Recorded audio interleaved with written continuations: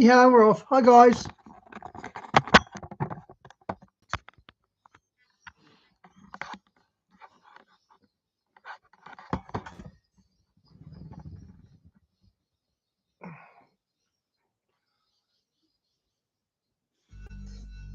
Ten, 9, 8, 7, 6, 5, 4, 3, 2, 1, 0.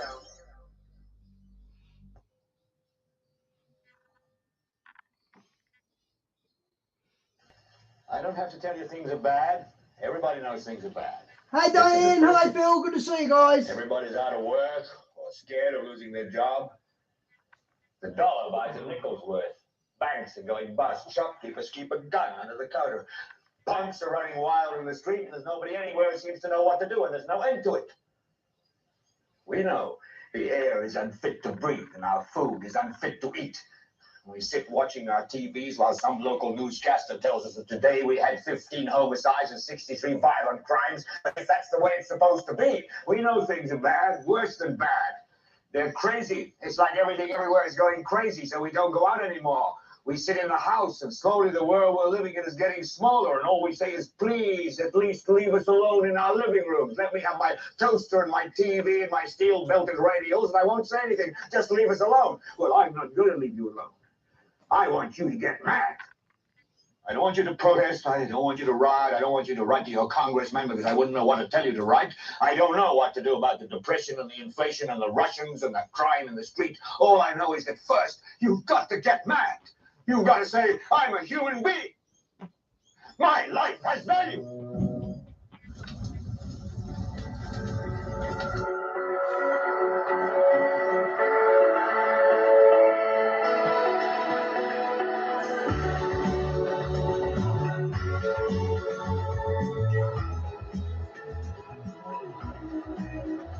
Hey, Jiggy. Good to see you, mate.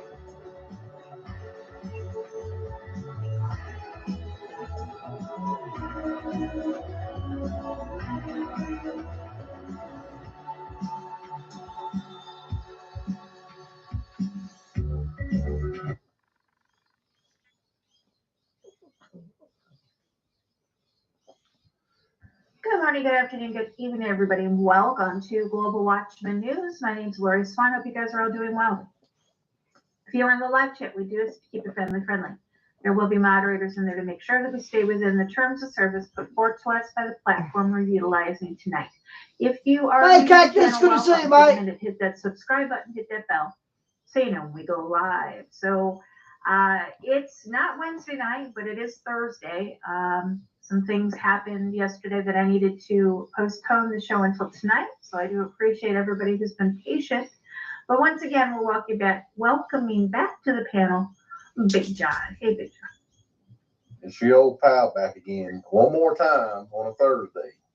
On Thursday, how you been? I've been good.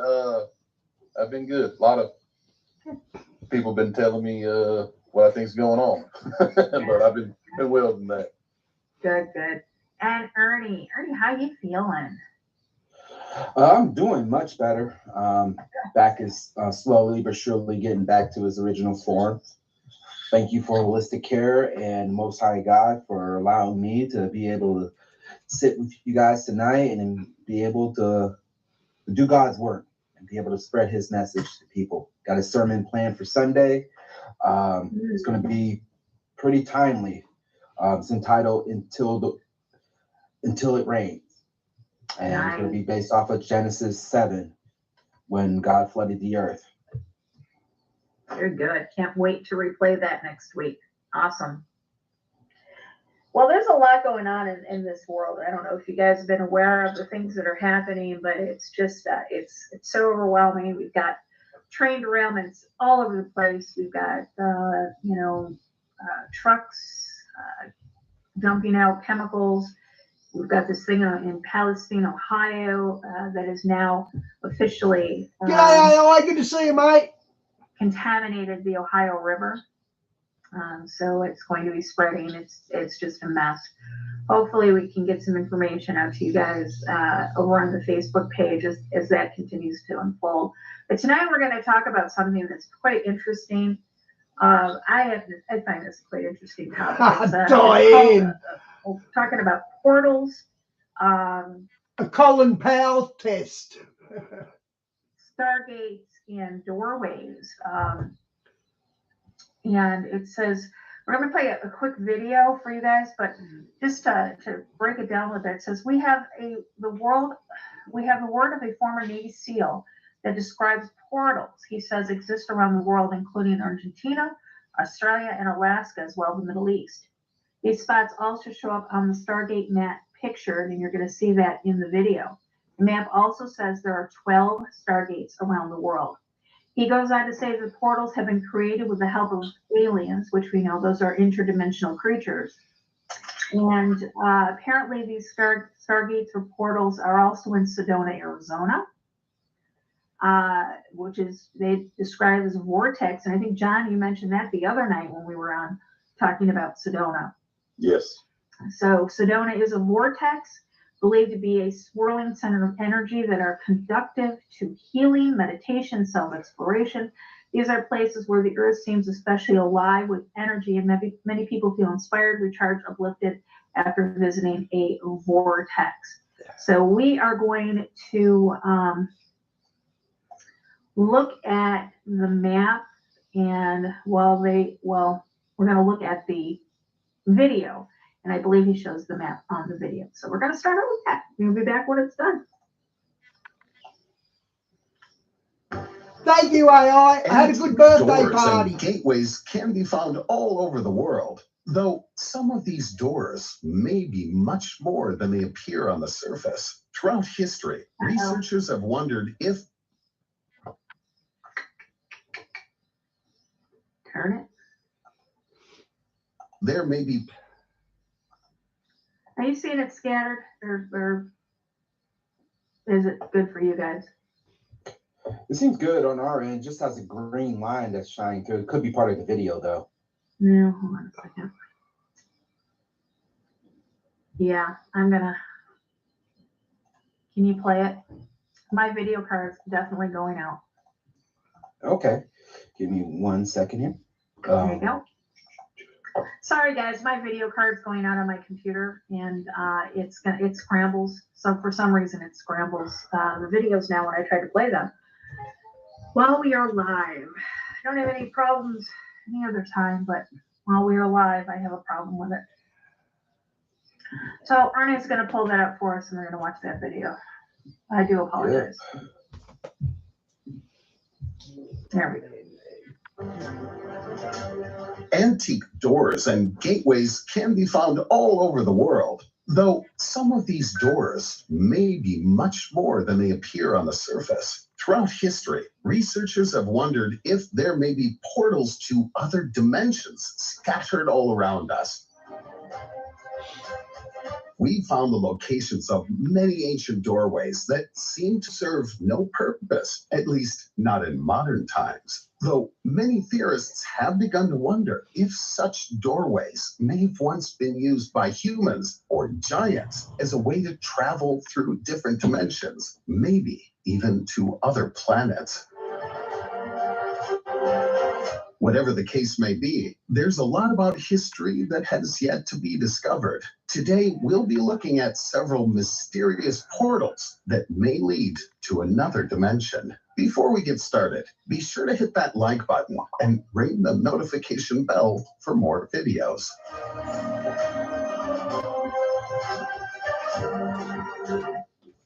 Stonehenge.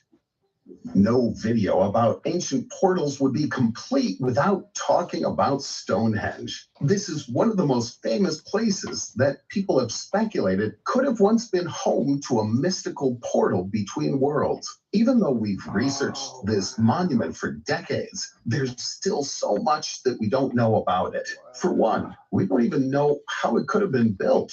The stones are far too... Trust Diane to come up with a link so quick. Large to have been moved by ancient humans, yet power tools and other equipment would not be invented for thousands of years. As it stands, Stonehenge remains one of the greatest mysteries of the ancient world, but it's possible it could be far more mysterious and important than we could have ever imagined. Today, we still have no idea why Stonehenge would have been built in the first place. The monument doesn't seem to serve any real purpose, though we've recently begun to learn that there may be tunnels and other artifacts located deep beneath the surface. All of that aside, we've yet to learn why such an amazing structure would have been built. To make things even stranger, back in 1971, a policeman was traveling near Stonehenge when he noticed a strange blue light that seemed to be coming from one of the rocks. It was almost as if the rock had transformed into a mystical doorway, and the blue light would have led to another dimension or another area of outer space. The officer wasn't sure what was going on, but as he inspected the light, he began to hear screams. These screams stopped just as quickly as they had begun. And by the time the officer reached the rock formation, all that was left was a campfire that had since been extinguished. Wow. To this day, the mystery of what this officer may have witnessed remains unknown. Is it So they're suggesting the campers got taken. possible someone could have been camping out by Stonehenge as a mysterious portal opened up? Absolutely. It's also possible the person may have been swallowed up by this ancient portal, but we just don't know for sure. The Vortex of Sedona. The small town of Sedona can be found in Arizona. This town is home to a series of swirls or vortexes that seem to have been naturally created over a long period of time. However, some of the locals wonder if these vortexes could serve a more surreal purpose. Many of the natives consider these areas to be holy grounds. They're highly regarded by the people who live there, and some people say they work as doorways to transport the souls of the deceased to another realm of reality, maybe even to a distant planet or galaxy. This may seem like a far-fetched idea or some sort of science fiction, but the area has been filled with mystery for many decades, leading many people to wonder if there could be more to the vortex than meets the eye. The locals tell the story of a group of treasure hunters who came to the area in the 1950s. These hunters were curious if the swirls could hold some sort of ethereal meaning. Driven by their curiosity, they ventured out to find out as much about the vortexes as they could, though this led to one of the men disappearing, never to be seen again. The story has been passed down for generations, so we don't know for sure what happened to this man. However, they say that he stepped a little bit too close to one of the vortexes late one evening, stepping just out of the eyesight of the other hunters. Then he disappeared into thin air. Abydos. Abydos is known for being one of the oldest locations in Egypt. The area is filled with strange and mysterious hieroglyphs that researchers are continuing to understand to this day. For the most part, they have a good idea about the stories these texts tell, but there are a few details that are still a bit unclear. What makes these hieroglyphics so interesting is that they seem to show pictures of helicopters, war tanks, and even flying saucers, much like the UFOs that have been spotted in recent history. Though the entire story of Abydos What, they rearranged them or something tricky, did they? would be turned on its head in 1904. A woman was born in London and went by the name of Dorothy Eady. Dorothy always felt as though she didn't belong in modern society and claimed that she was the reincarnated version of Pharaoh Seti, who would have ruled over the land of Abydos. This may sound completely ridiculous, but she had evidence to back up her outrageous claims. Dorothy spoke with Abydos sounds like a bad one, doesn't it? researchers and was able to accurately read off the G'day, hieroglyphics Good to see that you, had been mate. left behind by the ancient Egyptians. Researchers were obviously skeptical, But time and time again, her claims proved to be true. She was also able to detail where the scientists and researchers found certain ancient artifacts and texts with perfect accuracy. As time passed by, Dorothy began to go by the name Om Seti in reference to her supposed former life. She would also tell incredible stories about doorways that had since been sealed off. She claimed that these doorways would lead to other realms of reality or other dimensions, though she had no way to enter them any longer. She tried several times to open some of these doors, but they were no longer active. We don't know for sure if this woman was telling the truth about her knowledge or if someone had been feeding her information from the inside. However,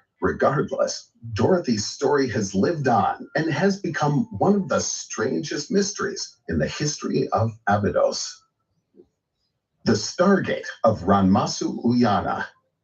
Ranmasu Uyana is an incredible location that can be found in Sri Lanka. Many years ago, researchers discovered an underground system of caves that had been carved into the rock. Walking through the caves will take on a journey through time, transporting you back thousands of years. Though it isn't only this that makes the caves so incredible. Carved into the stone on many of the tunnel walls are patterns that seem to closely resemble outer space and our solar system. The symbols that were used in these drawings are not fully understood, but it seems like these caves were being used to map out different parts of the universe. Though, how would people in ancient times have been able to have such a vast knowledge of stars and outer space? What makes these drawings even more creepy is that similar drawings have been found all over the world. Not only are they similar, but they're virtually identical, and each of them appears to be a map of some sort, though we don't know what these people would have been mapping out. Some researchers and theorists claim that the Ranmasu Uyana people would have been inventing a type of gateway that could transport them all around the galaxy, possibly even taking them to other dimensions. Gateways and interesting doorways are found all throughout the halls of this tunnel system, so it is certainly possible that the tunnel system could have served as a hub, allowing you to travel anywhere in space. The entryways that are lined with maps and atlases could have been used so that you could best understand where you'd be going. This is all obviously just a far-fetched theory, but it makes as much sense as any other conclusion. Considering we don't have any idea what these tunnels would have been used for, it stands to reason that intergalactic travel could have been a very real possibility. The Sumerian staircase. We've discussed the Sumerians many times before. As far as we know, they were one of the first human civilizations to walk the other, and the roots of their society are heavily based upon the idea of divine intervention, with them repeatedly mentioning being visited by angels and gods all throughout their history. One of the most compelling examples of this is a staircase that was found. The mystery around this staircase rivals that of the Egyptian pyramids, as we have no idea what it would have been used for, and it seems like it would have been extremely difficult for the Sumerians to have built such an amazing structure at the time. If you stand at the lowest level of the staircase and look upwards towards the top, the staircase seems to disappear into the sky, leading to it being nicknamed the Stairway to Heaven. An antique seal can be seen nearby the staircase, as well as what seems to depict gods exiting from the top of the staircase and visiting with the people of Earth. Many people say that as they look at this portrait or seal, the face of God seems to follow them wherever they go. We know this is simply an illusion, but given the strange history of the Sumerians, it's understandable how this could be super creepy. One of the most amazing things about this seal and other portraits that were found nearby is that it seems to show modern humans as well. There are images of humanoid beings that seem to be wearing watches while operating modern... Biden's the only guy in the world that can trip up a staircase. day buttons or levers. It's possible this is just a misinterpretation of the ancient artwork, but we can't help but wonder if there may be much more to this staircase and the artwork than meets the eye. Maybe the Sumerians truly did find out a way to commingle with gods by creating a literal stairway to heaven. Keeping everything we've discussed in mind, it seems pretty clear that ancient humans had some sort of vast knowledge about the universe that we, as modern humans, still do not understand. The question must be asked, how could ancient civilizations have had access to such a vast amount of knowledge about the universe around them? Even today, using all of the most high-tech equipment that science has to offer, we don't fully understand our world, our solar system, or our galaxy. Yet these ancient civilizations seem to have been able to accurately map out stars and solar systems. If they were able to do this so many years ago,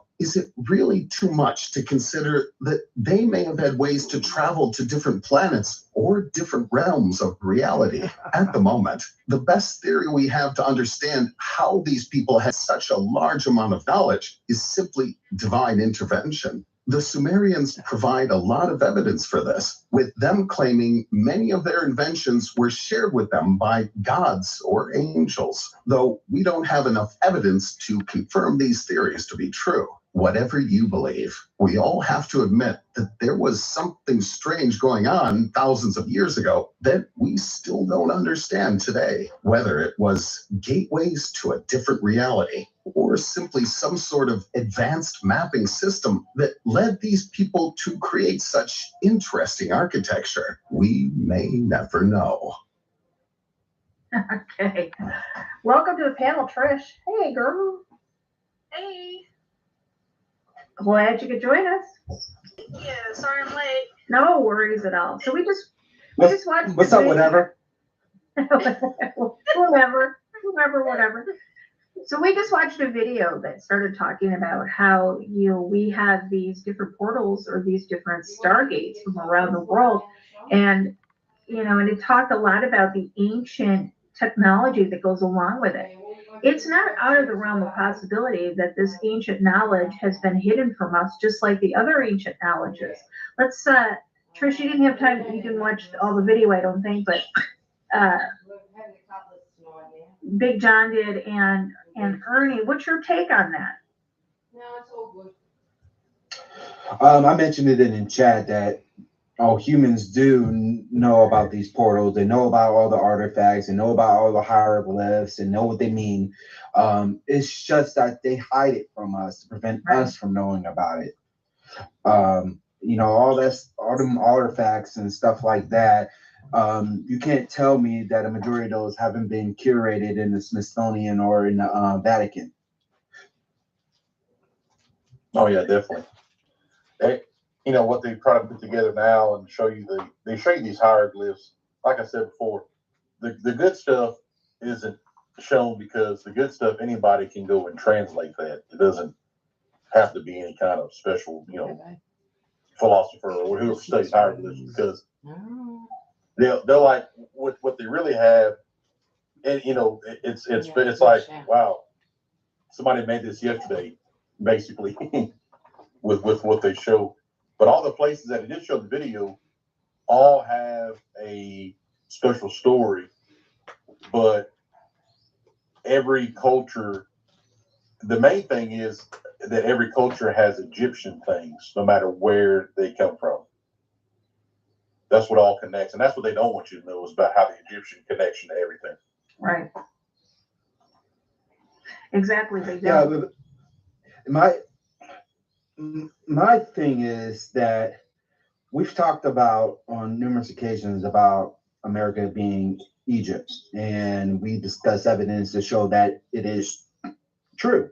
Now, all this stuff that's showing up in the Middle East, are they really portraying that region to be what it says they say they are, or are they trying to mirror what exactly went on in America?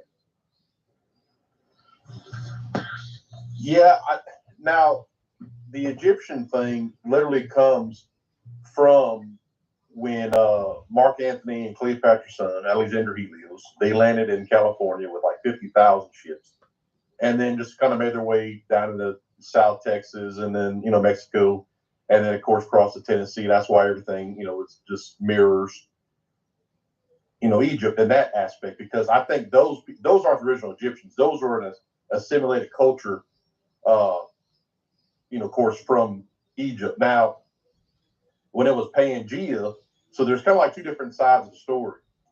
The original Egyptians are the fallen, the Anunnaki, and they had all the main power sources. Now, here's another thing. We can just Ernie just said, is it mirrored from America to the Middle East? And that'd be something that would be opinionated. Now, if it's mirrored from Mars to Earth, that's 100% fact. Because like the Giza Plateau, the Sphinx, all that stuff's on Mars. And then they know it is. I mean, the Viking probe of 58, whether you believe there's a space or not, took pictures of the Cydonia region of Mars. And it's called Cydonia because Sidon was the capital of Phoenicia. And the pyramids on Mars exactly match to the T and to the degree of the Giza Plateau. And Cairo means in Arabic, camp of Mars. So if you want to look at like different wormholes or portals, wherever you want to say, Stargate, every culture does have this. I put a video up a long time ago, probably way over a year, of a tablet that was found in Mexico City, which shows the planet Rahab with a bunch of these rays of sunshine coming out of it. But that image was also found in Baghdad. So every culture talks about these stargates escaping certain places. So a vortex, spiral, and we go on and on about indigenous cultures all drawing spirals, no matter where they're at in the world. Like Ernie said, it's all connected. Every culture has experienced a certain group of entities, and that's how all the patterns and the glyphs are the same in that aspect, because there's also there's glyphs from. Yeah, we've got a pyramid in Gympie. Gympie's in Queensland, and the Gosford National Park, which is pretty close to me now, that's got hieroglyphs on it, complete hieroglyphs on it. There's a big rock there with a lot of hieroglyphs on it. From the Anunnaki, which I'm going to just refer as the fallen angels, and they have their own, language. And until recently, these glyphs are being studied, and because these messages are actually being, relayed across the planet from other dimensions or wherever you think they're at, Antarctica, who knows? But it sounds crazy, but this is, everything right now is being revealed. And I think that the Stargates have a story to tell, because they told a story to the first, the first settlers per se. And now I think that it's all coming back into our reality, because they're trying to share a message with us. Yeah, and when you look at things like the Grand Canyon, I just showed a picture up on the screen of a temple. It's what is it, Osiris, or what is it? Hold on a second. It is Isis's temple that they discovered. There's quite a few Egyptian temples in the Grand Canyon, and there's no explanation for it. Also, if you guys remember when Marcus Kaiser was on, he was telling us about the portal that they had that led directly from the Grand Canyon to someplace in Africa. Yeah, I remember. Yes, right. It connects on these ley lines, and then of course they talk about jump rooms. That's the whole point of like Project Pegasus, was a jump room. Not necessarily he went into like a Nazi bail kind of thing, rather than an actual pass through a Stargate, which is depicted, in the movie or whatnot. So it's any kind of, they got harness energy. Do they actually have a doorway? Now here's another thing: different doorways from Peru, until some of the ones that are built here, outside certain buildings, or even like the St. Louis Arch. Any of that, it's all dedication, because I think that was their first victory that, on the Luciferian side, to know that their ascending masters escaped Rahab, an actual planet that existed that was Lucifer's throne. And they all basically had their own little Stargate. Right. And the Tower of Babel is said to be one of the Stargates as well, between here and well, they said they wanted it to be between here and heaven, but it's called a Stargate. A lot of people refer to it as it. Here's something that is in the Sumerian. They say it's depicting a. Cactus, so you saying the Grand Canyon has a Stargate that leads to China? That's interesting. A Stargate, a portal. And here's something else. This is one that I thought was very interesting. This shows I don't even know what you want to call it. It's made out of rock, and if you can see here, there's a hole on the left here depicting a Stargate and things coming out of it. To where it was found in relation, they think that if this is talking about Mars as well. Yeah, Mars, and if you go research it, Mars was where they all left. Rehab went to Mars, and then Mars had its atmosphere taken away. Right. But it was also a thriving society for the fallen, and So God took that away from them, or yeah, God took away the atmosphere. Yeah, He blew up Rehab. It was all judged on how much they were doing. Like experiment wise, this and that. Blew up that, took away the atmosphere, flooded the earth. That was the three categories of the universe. I'm really interested in this and researching more information on that. What books and resources have you looked into to discover this type of information? There's actually just one book, and they took him out in 2012. His name was David Flynn. I think he is the only person that has ever figured out that the area on Mars of Cydonia literally mirrored any event on this planet that we live on. Mm-hmm. Well, when you hear there's a lot of whistleblowers, there's a lot of people that talk about the Stargate program between what is it in New Mexico? Which one? The Lucifer telescope. That's to be placed in Mexico. The underground. Which I don't say. Dulce. Between there and Mars. There's been actual people talking. This one said he was a child. His father worked the program, and he went with his father many times to Mars through a portal. Anthony Borgiani, he went to the Gettysburg Address too. Wow.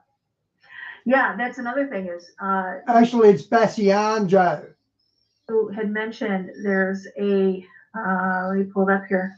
Chrono Vision. Hold on a second. Funny they're bringing up Chronovision. I was going to play that after this. The Vatican has a time machine called Chronovision they can look into the past with. Funny they're bringing that up because that was going to be my next video. Chronovisor? The Chronovisor.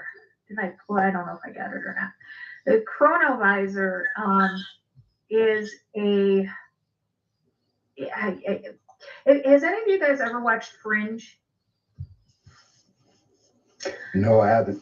Okay, in the show Fringe, they actually showed a chronovisor in one of the episodes, and what it was is opened up a portal. It was like this, looked like this TV kind of this mirror thing, and reportedly the Vatican has this machine. It's a machine that was created and made, and that's what they use to go back and view the crucifixion of Christ. Yeah. And is that in the Bible about looking at time? Thou shalt not become observers of time. And I'm pretty sure that's what he's talking about. Yeah. They had that. I think a Jesuit designed that. And the Dropa stones had shown the crucifixion. That's what they claimed that Eisenhower watched, was the Dropa stone footage of the crucifixion. And then they could see it. Of course, Vatican could see it, but not participate. Neither could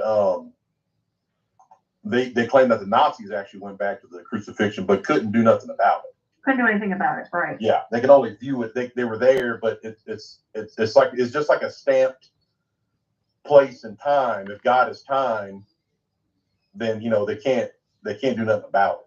Right. Here's kind of what it looks like. It looks kind of like a TV hooked up, and it opens up where you can see. It doesn't work. The TV doesn't work like a TV where it works on signals and stuff. I think it works on frequencies. I don't know. Yeah, frequency for sure. Yeah, that's how the Jesuit.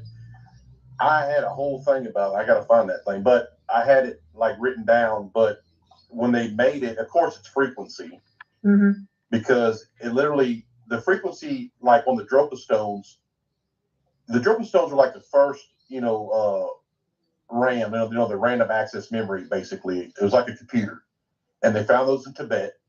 And when you put the Dropa stone on the player per se, this little arm would, each rock was a different size on the Dropa stone, and it looks like it was just like kind of like jagged and cut, but it was made like that because each time the little arm hit the rock, it would make a vibration, and vibration obviously is sound. Right. So it made a hologram.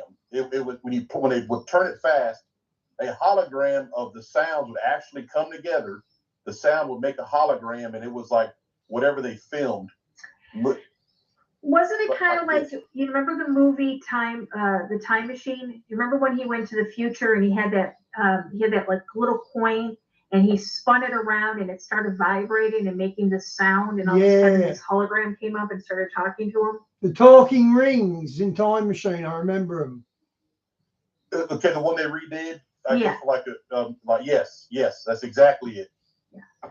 And for you guys wondering, Father Pellegrino Ernetti was the one that there he is. That's him. They hated the coronavirus. They hushed him up pretty fast too. Well, they took his, go figure, they took his invention and silenced him. He was a Benedictine abbey of St. Giorgio Maggiore, and he built it in. Okay, I'm not sure the lady talking. Her name's Laurie, apparently, but the channel is Global Watchman News, and they're pretty interesting. I haven't watched much of their stuff, but I do like what I listen to so far. So it's Global Watchman News. I'll post a link. The 1940s. Yeah, that's right. Well, yeah, he got it from, basically the Vatican was rummaging through what's left over in Germany. Right. Everybody, it's almost like, here's the thing. Yeah, it was good to win the war and break up the Third Reich, but it was a free-for-all. Everybody was in there digging up that damn technology and taking what they could. Right. But it's a catch-22. You're taking charged dimensional things, so you're spreading. It's not being put away or destroyed. It's just spreading to everybody's going to have a piece of the other technology now. Well, it says Father Ernetti began telling people a strange story. He said that in 1952, he was sent to Milan to work with the electroacoustics laboratory at the Catholic University with Father Agostino Gemelli.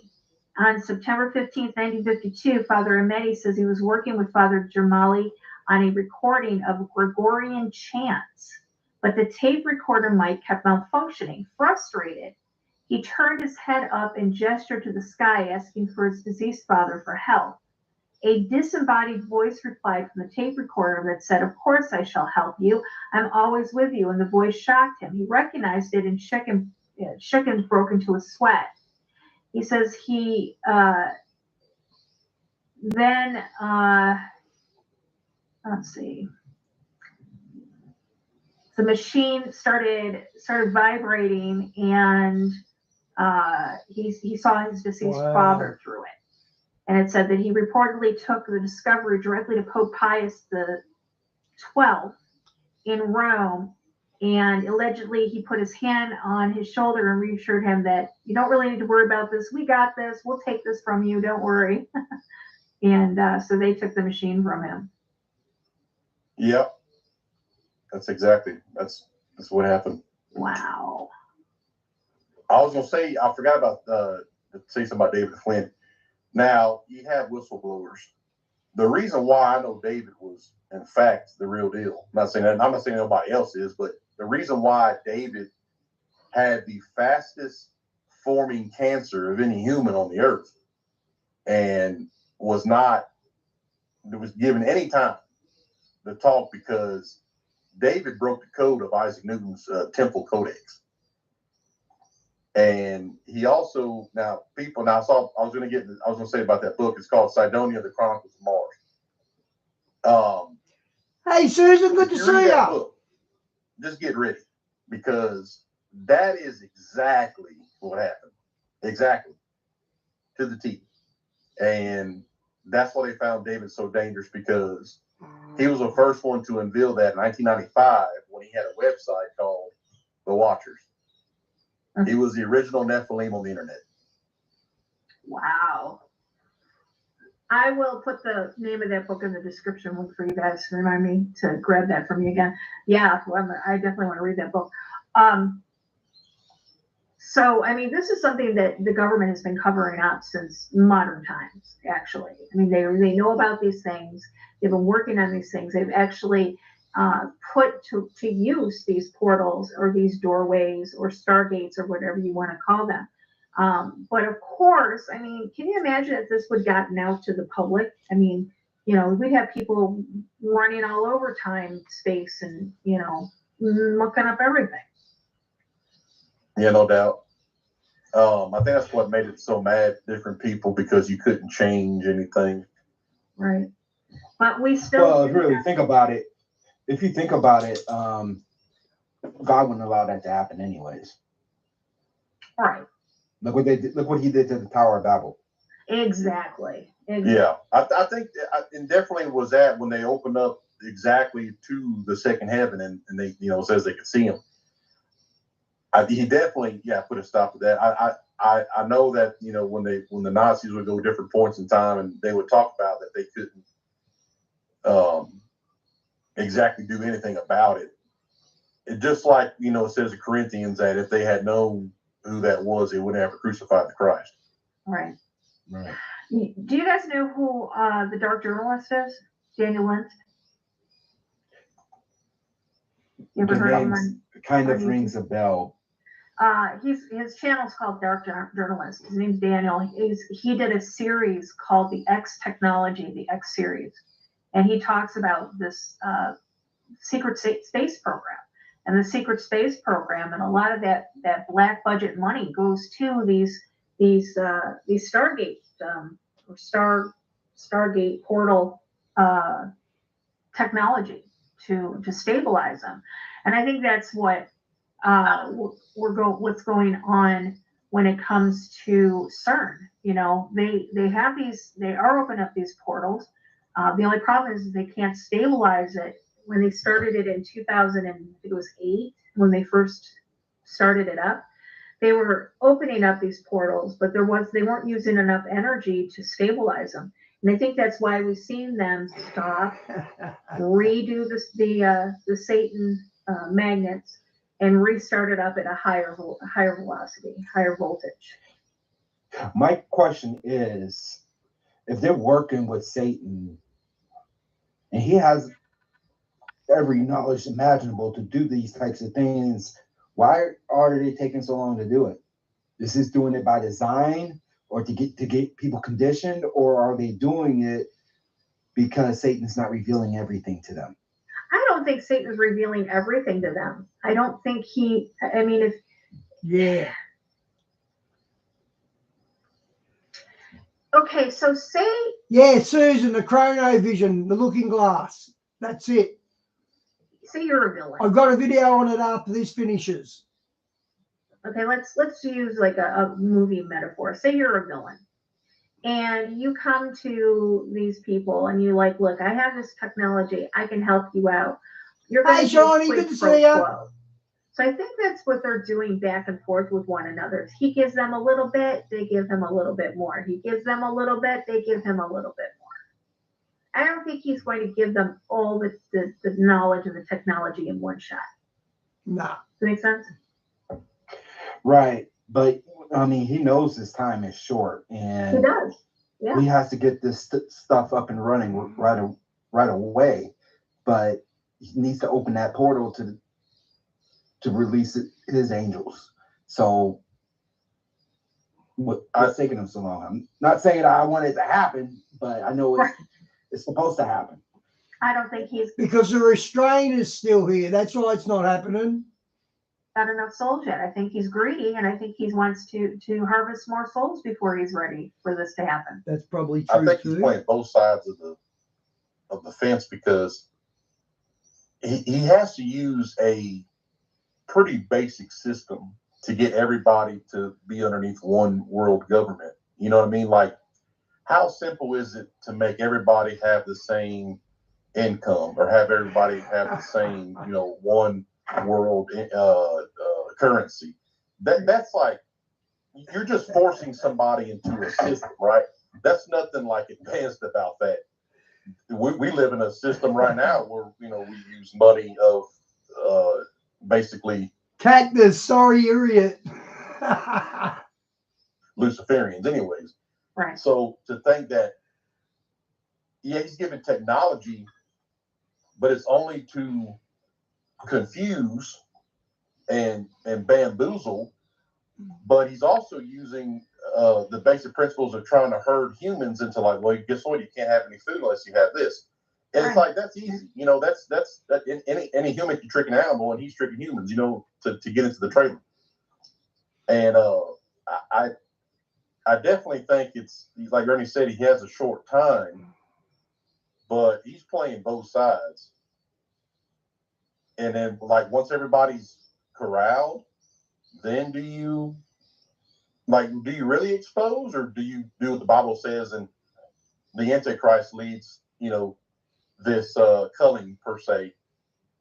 Right. And then once the Antichrist, because Lucifer still has to become flesh, until he does that, he hasn't mimicked, or Right. the resurrection. Has to unfold the way it Yeah, he hasn't mimicked the resurrection, which is the most important thing. This is the whole point of believing in Jesus, is that you're going to live again, for eternity, with him. Right. So he hasn't mocked it yet with when he enters the Antichrist body.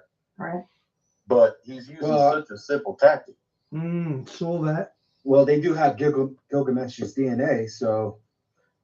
Yeah, I mean whoever they have as the host, whoever maybe obviously is going to have the Nephilim hybrid, but like the apotheosis, that's always downplayed, and because they don't want anybody to know that apotheosis is that's what's it like when Lucifer enters the host, it's going to be done at the Capitol Hill building, right, in Washington D.C. Wow. And they do not want to know. Nobody. That's what they downplay. Oh well, it's the rising, becoming of enlightenment. They'll downplay the apotheosis like it's some kind of fun thing the Greeks used to pretend or have. What they call plays, the tragedy. It's just pomp and circumstances. It doesn't really mean anything. It's just tradition and carry on. Yes, exactly. Yeah. Exactly. And they don't know that the entire capital of the country we live in is dedicated to the apotheosis. That Washington D.C. is built for that one event. Wow. But okay, so wow, that's going to be something to watch. Trish, what? Oh, my head is spinning. I'm just taking it all in. I'm thinking about, like, we know they have Nimrod's DNA. And so then I keep thinking, well, they're going to resurrect him, but it doesn't make any sense because Big John's saying, Satan's going to come in the flesh. He's probably going to enter someone's body that's already here, right? Probably William. But then what was the point of Nimrod's DNA? And all I can think about is, I hate to say it, maybe injecting it into people. I don't know. Oh, no doubt. Well, I mean, yeah, because of course you had to have a program for the Antichrist army. Here's the thing. How is he going to get? You're not going to have everybody. Somebody's going to be like, oh, well, that guy's kind of weird, and now he's doing lying signs of wonders. So he has to have a military. Now, is he going to have a human army, or is he going to have a chimera army? Because, as far as I know, underneath, there's all these military bases, and not to mention numerous people's visions and dreams about half human, half animal armies awaiting, underneath our feet. Jesus even saying men's hearts failing them for coming upon the earth. Upon don't mean from the sky, it means from underneath. And I think some of them are already here inside of people. It's good. A front war. It's going to be. Well, yeah.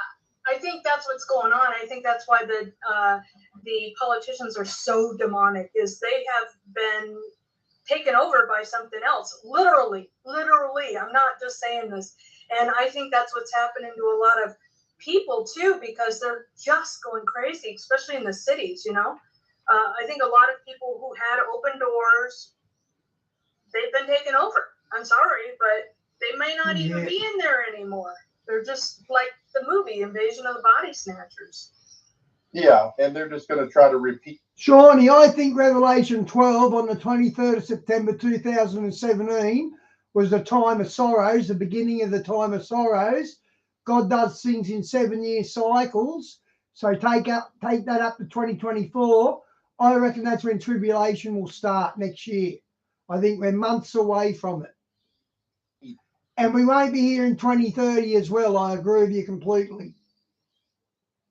What Nimrod, say Nimrod, because Osiris is him, and then Apollo, it's all the same person. So when Apollyon comes up from the bottomless pit and inhabits the body of the Antichrist, Apollo, that's the whole belief of this. They're going to repeat the Tower of Babel, because his original mission was to what? Wage war on the Most High. Now, he didn't complete that. Now they're going to have more. Of course, they're going to make you believe, hey, look, we could do it this time. It's going to be like a huge propaganda. No matter what tribulation consists of, they're going to be aiming any kind of weaponry or any kind of advance in anything. They're going to have this whole array of munitions, whether it's fallen angel technology or human built, and they're literally their whole goal is to blow Jesus out of the sky during the second coming. That's the whole thing. What? Well, that was the reason for the Tower of Babel as it was. That was the war. It's number 2. They don't know anything new. They have to repeat the old. That's right. Nimrod was building the tower to go up to heaven so that his army could defeat God. Absolutely. That's why he had the bioengineering lab. That's why he had the Ubermesh. The Nazis spilled the beans with all the stuff they had in the Ubermesh, the super soldier programs, and the DNA. That's exactly what Nimrod did. And then the Nazis, they just, like I said, it was a catch-22. Like, yeah, they're defeated, but everybody was grabbing up the technology in Berlin, and then all taking it for themselves. Like, oh, look what we got. Now we got it. And then my belief is that America's. Cactus Tom Horn. About a year ago, a voice said to him, Apophis, and we all know that voice is the Holy Ghost. So he looked it up, and he suggests that's the asteroid that's going to strike the ocean and turn a third of it dead and all that. And he gives timelines, and you got Channel 2028 the end. They give the same sort of timelines. Everyone's aiming at 2029, 2028. That's right. And then, but yeah, Tom Horn's got a big thing on it. I'll do that tomorrow, maybe. Yeah, it's going to be. They want to blow Jesus out of the sky for the second coming. That's exactly what their plan is. And so they are actually putting these portals around the world, actually. But I've pulled up some from the United States just alone. Check this one out. This is in Phoenix, Arizona. This one even has the chevron from the Stargate movie. Yeah. And it looks like a cute kind of, huh? Yep. This one is in Detroit, Michigan. There's a couple of TikToks on that one, and I have it pulled up to play. Yeah. Oh, see, that's why we're on the same page, Lori. That's why you must. I have it pulled up to play. This one is in Colorado Springs. Kind of like the snake eating his own tail. Check this one out. This one's in China. Now, we actually have some interesting things about the one in China. Now, most portals that you'll find have something to do with water. There's like water around them, or some sort of pooling mirror, whatever they're called. But this one, paramagnetic structure with Mercury encircling the structure. Water is a diamagnetic. In close proximity, these two elements create an energy source facilitating a dimensional portal. And they've been building this for a while. And then we have, of course, not to forget, the Hoover Dam is definitely another portal as well. The Stargate. Yeah, if you look at the movie Transformers, that's where MBE-1, aka Metatron, is located. Now it's not coincidental that Metatron is actually a name derived off of Metatron. Right, So, Meta. Yeah, another one, I didn't pull the picture up of it, but the arch in St. Louis is also a portal. Yeah, the gateway to the what? Gateway to the east is called, I believe. Yeah, gateway. It's actually called a gateway. Absolutely. And I don't know if this is true, but there's a, I don't know if it's an urban legend or if it's true that George Bush Sr. flew a plane through the arch. When he was a pilot in World War II or something? Yeah, he flew a plane through the arch, and I always thought that had some sort of symbology, considering George Bush Sr. was. Yeah. I'm sure it had some sort of significance. I'm gonna pull that video up to play you guys. This is downtown Detroit. Before you do that, Trish had a good question. She wanted to know the difference between the Stargate and the portal. I'm assuming they're one and the same. There, Stargate, portal, doorway. You'll see them referenced, each one of them. There's a lot of doorways out in the Middle East that don't go anywhere. You just got these, like in the middle of nowhere, you'll just find a doorway. And a lot of people will, the legends or whatever have it, the indigenous people in the area will say that is essentially a portal. And we're going to get into that because I kind of found a couple interesting things that coincides with some recent happenings in the world. We're going to get to that in just a minute. Take a look at this. Portal for the local principalities. Now, if you saw my last video, you know about the stones and what I mentioned about the rituals. Look what it's called. Transcending. Come on, guys. Wow. Really, if you can't, I don't even, do I have to explain this? Wow, that's pretty bad, isn't it? Wow. Now, I actually came here before and I prayed standing here. I'm going to show you. Right there.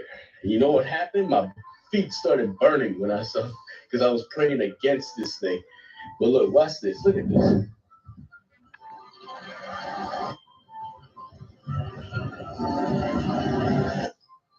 Look at these hands. Fallen ones.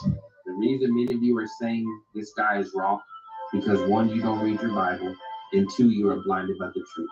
I pray the Lord opens your eyes. Now, if I were him, I would not be inside of that. No, of course not. No doubt. That's why it was burning. I believe him. Yeah. Yeah, I wouldn't do that. Because what if you get stuck? Yeah, On the I other mean, side. I always go back to Russ's story. Russ Disdar. He was at Wallenberg Castle when he went down into it. Now the Hall of the Dead, you know, you can see like where because that was Himmler's castle, but you can see where the black sun's on the floor upstairs. But now underneath that's where the portal was at, underneath that black sun. Right. And Russ talked about going down there and then getting the only footage of anybody who's ever gotten it. And then he's like, well, okay, you got out of there. And he went back and he said that God told him to go because the portal had too much power for him for being human. And and Russ, figured, well, God's telling me to leave. And God said, get out of here. So he left. But Russ described that too, that it was starting to burn. Yeah. Yeah, absolutely. And and then when we've shown you guys several times the first 10 minutes of the movie Hellboy when the Nazis open up the portal and Hellboy comes through. Yeah. I think it's probably the most truthful part of a movie I'd seen in a long time at that. Different special operations high ranking used to say that's definitely accurate. That the first part of the movie's like, yeah, that's what it looked like. Yeah, and then you've got you've got Loki and stuff coming through the portals. Yep. You know what? They don't talk about portals out of nothing but myth, but you got to understand that this stuff is real. They wouldn't be mentioning it as much as they have been throughout our society without being some truth to it. So one thing I've noticed in my lifetime is you mention certain things time and time again, 99.9% of the time it's factual, even though they claim it as being false information. No doubt. Well, I believe that, if you look in the Bible, I do believe that portals are talked about in the Bible as well. In the book of Revelation, they're talking about the 12 gates. Each one represents a different passageway to heaven. I think those are referring to portals. Oh, yeah, you got to describe 12. Either there's 12 dimensions, but it's most likely the Stargate system. Right, the Stargate system. Yeah, and we know that the demigods, these people like Loki and these that were being shown in these movies, they're going to come back. And are they going to come through these? Are they going to come through this? Are they going to come through this? Where are they going to come through? They're definitely going to be coming into, they're interdimensional creatures that are going to come into this dimension using something. I want to show this. Look at what I pulled. This shows, I don't even know, I couldn't get a date on it, but the uniform looks like it's maybe in the 40s or 50s. Yeah. Whether that's real or not, almost every indigenous tribe has stories about the spiral. They drew them on the spirals are drawn everywhere. So they could just open up in the sky. You don't necessarily need a ring. The Anasazi definitely talked about them opening up in the sky, and then what they call the ant people come through. Right. But 6 fingers, 6 toes, and definitely every story goes with either a reptilian comes with them, a serpent, some kind of a serpent, and cannibalism comes next. That's every culture, and especially in the Western Hemisphere. Well, that's why the indigenous people of the Indians in North America, that's why when you met each other, you went how, and you put your hand up. They put their hand up, not as a sign of a gesture, but a sign to show that I only have 5 fingers on my hand. Yeah, no doubt. That's how they do. That's how they distinguish. And that kind of reminds me of the vagina claws that we've been seeing in Turkey. And actually, there's one that here in Argentina. What? That's a rose. That's a rosette.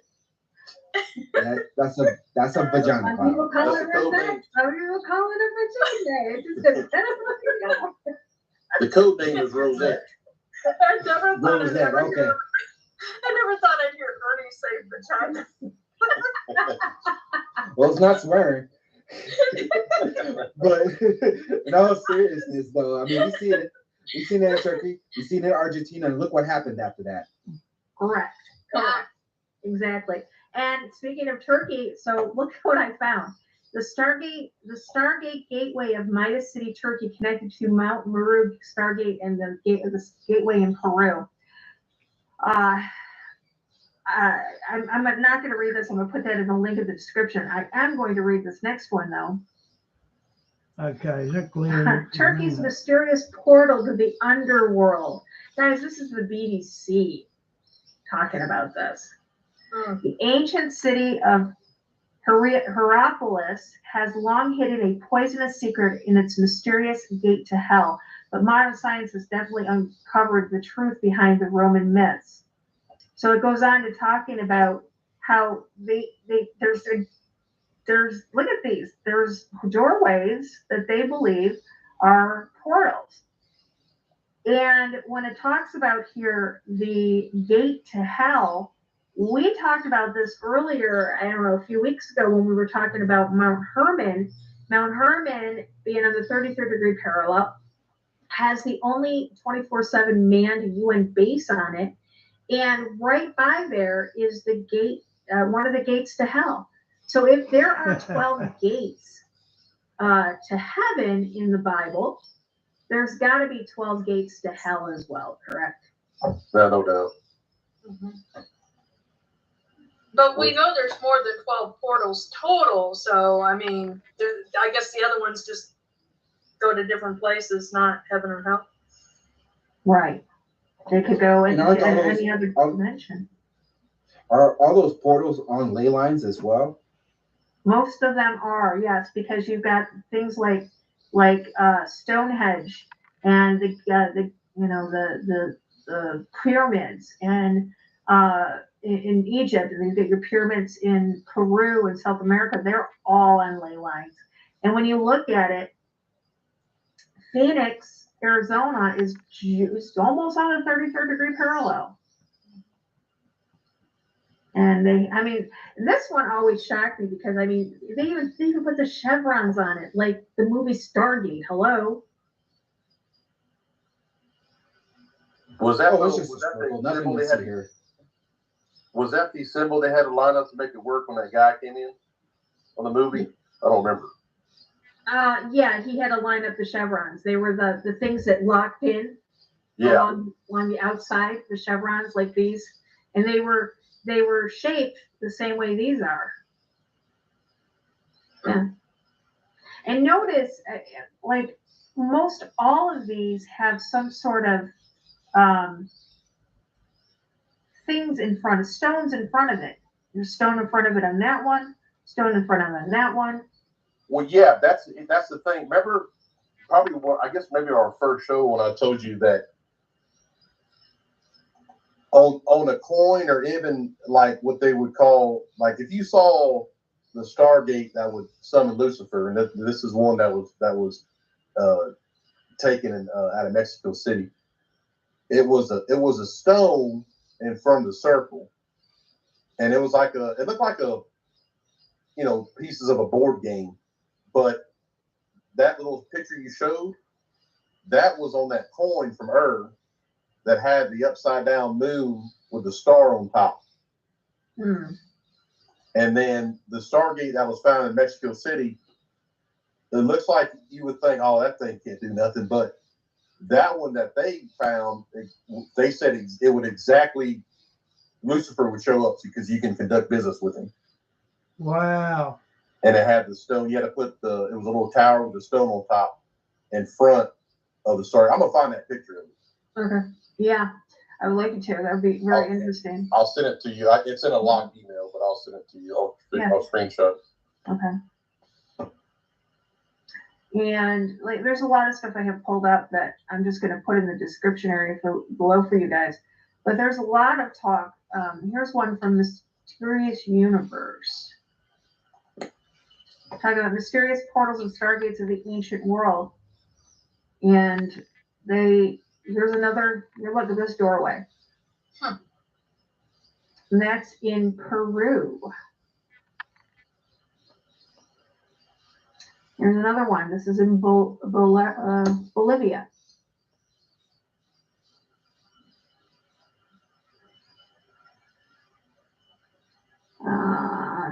So they don't have to be a circle, though, right? No, they don't have to be a circle. They don't have to be, they could just be doorways or arches, doorways, anything like that. I don't watch Ancient Aliens, Phil, because they don't say the aliens are fallen angels, so I don't watch it. But there's all kinds of them that we've discovered from Iniquity that NASA and stuff, they're not even denying it anymore. Well, isn't that how witches, they stand in a circle, aren't they creating Yes. a portal? A portal, yeah. Now, Project Looking Glass, let me pull this up. This is what we talked about ages ago. Here's one. It says Yellow Book, Project Looking Glass in the Anunnaki, Stargate in Iraq. And this is a really good podcast. If you guys want to watch it, I'll put it in the description area as well for you guys. And then right on the NASA website, this is right on the NASA website. Now, I know you guys say, oh, NASA lies. Yeah, they do. You're right. They're deceivers. But even they're talking about hidden portals. And I think this has a lot to do with not only the Earth's magnetic field that CERN is messing with, but it also has a lot to do with frequencies. Frequencies open up these portals. Yeah, frequencies. That's that's the key, literally. Lori, whoever the director was of CERN, he literally said, maybe like in 2010 or 2011, I'm sure you've seen it before. He said that we have interacted with another dimension. Remember that? He had a quote. Yeah, let me pull it up. And then that's the same time that he said that, they also showed it was a documentary. I don't remember who, probably the British, but it showed the different. You remember the pieces of glass with the different languages on there? There we go. His name was hold on a second. Sergio Bortolucci. Top physicist at CERN admitted that something may come through the portal at LHC. Sergio Bortolucci, the director for research and scientific computing at CERN, admitted that when they were opening these things were coming through. This happened in Norway in 2009. As soon as they fired up CERN, this was seen in the sky. Wow. And I believe as soon as they fired up CERN, that spiral appeared. Wow. That was the day Obama arrived in Norway? Oh, it was the day Obama arrived in Norway. These guys are brilliant. To accept the World Peace or whatever, Nobel Peace Prize? Yep. Same day. Something else about CERN. Okay, CERN had these pieces of glass. And it was a documentary, but I never heard anybody say anything except Tim out of Reno. He said that there was one language on one of those pieces. They had all these languages, every language you ever know. Well, he said there's only one language they had that was literally spoken by like two groups of people. It is old. But he said that was the first piece of glass that was next to the portal. And he said that according to like some reports from people inside CERN, those entities they contacted, literally, they somehow like went to that piece of glass first with that language.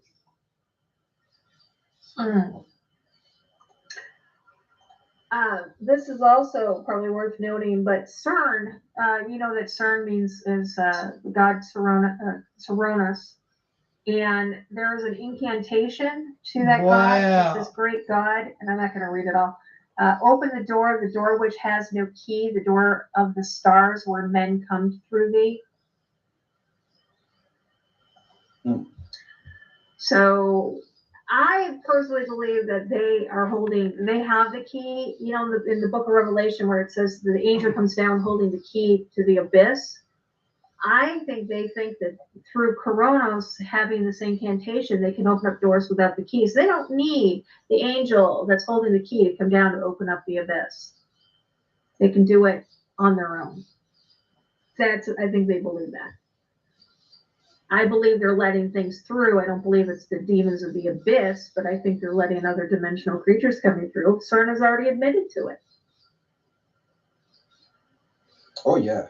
Yeah, they have all the technology they need right now. And as we discussed earlier, as you said earlier, you know, devil's given bits and pieces. Mm-hmm. So it's nothing new under the sun. No, there isn't. And if you guys don't know about the portal over Washington, D.C., you think it can't get any stranger, this portal has been here since, I don't even know, but it's above the White House. Can you see it? Mm-hmm. Yeah. This is 5 months old, guys. Well, that whole city state is demonic in itself. Absolutely it is. Absolutely it is. Roger Stone was talking about this portal, and I was like, oh, he's full of crap. He's just talking out his butt. And then I went over to the they have a 24-hour news feed from the above the White House is what you're looking at, and people were actually saying they went, you know, I live in the area. I'm going to go check this out. I don't believe you. And they were like, holy cow, it's there, and it's even there during the day. Yeah, Stationary. Stationary, yeah. Well, you know, that's one of the Illuminati cards is it shows the Capitol Hill building and it shows all the demons of like attacking everybody or trying to take them over. Yep. Wow, I never knew that. I think you're onto something, Big John, because you said that the son of perdition will be receiving. I know, right, Susan? Holy cow, I never knew all that. Lucifer in his body through the apotheosis on the Capitol Hill. Capitol He's Hill going to come through that portal. Yeah. That's probably the hole. Yeah. Underneath the rotunda, it's going to happen. You know, where everybody walks at. Because you look up, there's the painting called the Apotheosis of George Washington. That's the painting up there. And he's surrounded by 72 fallen angels, which are, you know, the goetic gates. You get something too. And then You want something too. underneath that rotunda, you know, that's where they put the presidents at when they're dead, or when they observe them, like Reagan was up there. Well, underneath is where they're going to have the ceremony where Apollo enters the play. Yeah, there's that card. That card ain't been played. And look what it is, the old Capitol Hill building. How many of those cards have been fulfilled? I think there's like 4 left that haven't been. That's one of them. Yeah. Yeah, I'm not sure. There's a few that haven't been played yet. There's some that are questionable whether they've been played or not. You know, they look like they may have been, but we don't know for sure if it is. But yeah, that's definitely one of the that has not been played out. Let's see if I can find.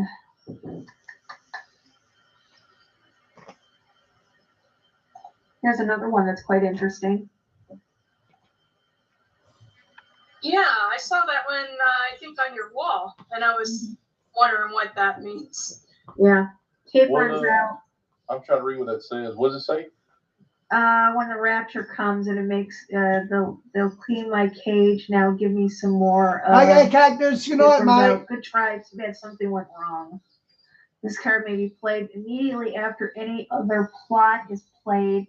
For any purpose, that card is canceled. Both cards are discarded. Yeah. One of the power cards. See if I can find the other one. There's basically like the story stops and then. You know, it goes with what not everybody, but the Q people keep saying, enjoy the show. It kind of goes along with that. Yeah, you're right. Yeah, enjoy the show. Let's see, there's another one too. Oh, here's another one. This one's interesting. This is the one I was looking for. This one kind of goes along too. We've seen this one, I believe, played out. Rewriting of history. Let's see which one. Let's see what this says if I can pull it up. Well, you really think about it, they have. I mean, look what the Roman Catholic Church has done throughout the years. Mm-hmm. Yeah. Absolutely. Yeah. I got the new set. I don't have the old set. They wanted like $500 for the old set, and I was like, yeah, I got to pay that. But I've got the new set. I've actually gone over it a few times. Nick, Robbie, and I didn't show him. He's got a set, and I had a set. Yeah, you did a lot. Both of y'all did a live on it. Yeah, I don't know where it is, but yeah. So, yeah, there's a lot. I mean, with everything that's going on, I believe that the chaos that's being caused in this world right now is completely and totally Hegelian dialectic, problem, reaction, solution. And they're doing a damn good job of bringing the chaos. So yeah, but it's also using it as a distraction tactic. Absolutely, it is. Absolutely. Because while we're looking at these train derailments and UFOs, we're being surrounded off of every coastline by foreign forces. That's right. Well, they're already here too. We've got what, 2 million people came over. Oh, you got to see the comments I get on TikTok. They're like, an invasion will never happen. It's impossible. Well, who do you know, how do you explain all these food processing plants and these train derailments? Somebody's doing it. They can't see the forest from the trees with it. It's the asymmetrical war. I mean, people think, oh, I don't see no tank rolling by. I don't see no infantry. That's old school war. We're talking about some smart stuff. We're talking about the art of war. Right. I mean, you think Sun Tzu ever talked about it? Sun Tzu didn't have any kind of tanks and stuff. You know what I mean? He talked about your brain, really common sense, and those that's implemented everywhere. Even from von Clausewitz, you know, he of course had infantry and artillery, but it was all about morale and emotion, and they still use that in the war college today. Yeah. Because emotion can overpower most, you know, like they say terror will overcome reason. And it works for a while, but then, you know, of course, the peasants start fighting back. And it's a power shift. It's a power paradigm. It's kind of like you impose your will on people, but when the bigger dog comes on the porch, it's kind of, oh, you know, the power paradigm has shifted. And then the toughness you once had to impose your will shifts to your defense because something more powerful is coming after you. And we can't lose our understanding that all of these world leaders are in allegiance with each other. You cannot become a world leader unless you're part of the club. Oh, no doubt. So this is all done together. And they all answer to Satan. That's right. Silent Weapons for Quiet Wars. If you guys don't know what that is, you guys need to read that as well. 45-page document that basically tells Okay, let me refocus the camera. And what's the other one? He used to have a bunch of books. Here we go. Books you must read. Here we go.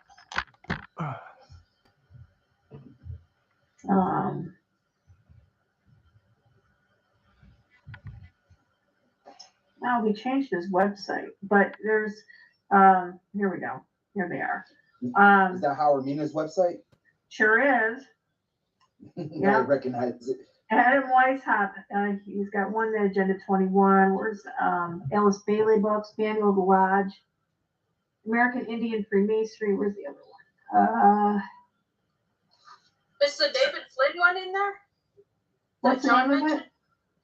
Something about Cydonia or something? Yeah, Cydonia, the Chronicles of Mars. It was David Flynn wrote 2 books, but they combined them. I don't know what published. I think maybe Tom Horn might have did that. He put the books together and sold it as one. Those books are on Amazon now. One time that book reached like $500. Gulp. to ask you, Big John, on David Flynn. How did he get his knowledge? Where did he get his knowledge from? I think David was just a true believer. I think his discernment literally came from Jesus. Okay. Yeah, because I was like. Now, I'm not saying he wasn't smart. I think he has some workings with the government, but not. I never believed that David was a double agent. You know what I mean? I never believed David was any kind of a bad person. Kind of. I mean, bad like was against the humanity. Right. I think he exposed so much so fast, and to the T. That's why the real whistleblowers ain't talking anymore. They're gone. But he had the most accurate depiction. I didn't even know who that guy was, and I had a dream that I was in a restaurant. This was when I first converted over. I had a dream because while I was asking questions to the Lord, I had a dream I was in a restaurant, and David Flynn, who I never seen before, the only reason I knew who he was, I recognized his face on the cover of that book.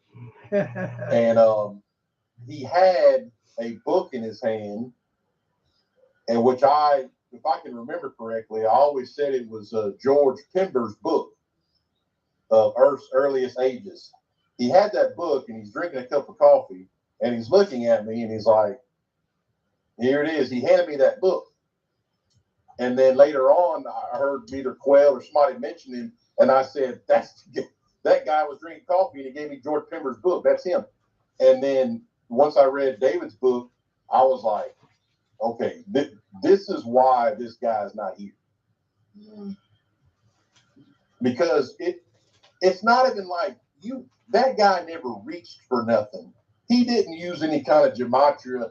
What he showed and what he says in that book, it doesn't take any kind of like overthought. It's like, well, let me pull out my calculator. No, it literally says exactly what it is. Even if you want to know what the forbidden fruit was, read that book. It's going to blow your mind. I'd like to get it. Yeah, me too. It's a literal emotion. It's an emotional. The fruit. Obviously we know that it wasn't an apple, but think about like apple seeds. When you cut open an apple, it's going to blow your mind when you see how it references the brain. It's nuts. I guess Howard put us on his website. I just noticed that. Lori, I wasn't paying attention. I'm sorry. What was that book? What was all the red letters you had on there? What were those? Those are different books that Howard recommends that people, if they want to understand the New World Order, they should read. Oh, okay. You're gonna send? You're gonna put the link to that? Yeah, books you must read in order for the New World Order. If you go down here and you scroll down, there we go. They're all, oh crap. They're all right here. And literally this is where you can find the Art of War. This is where you can find just about everything. Rosicrucians, Ancient and Accepted Scottish Rite.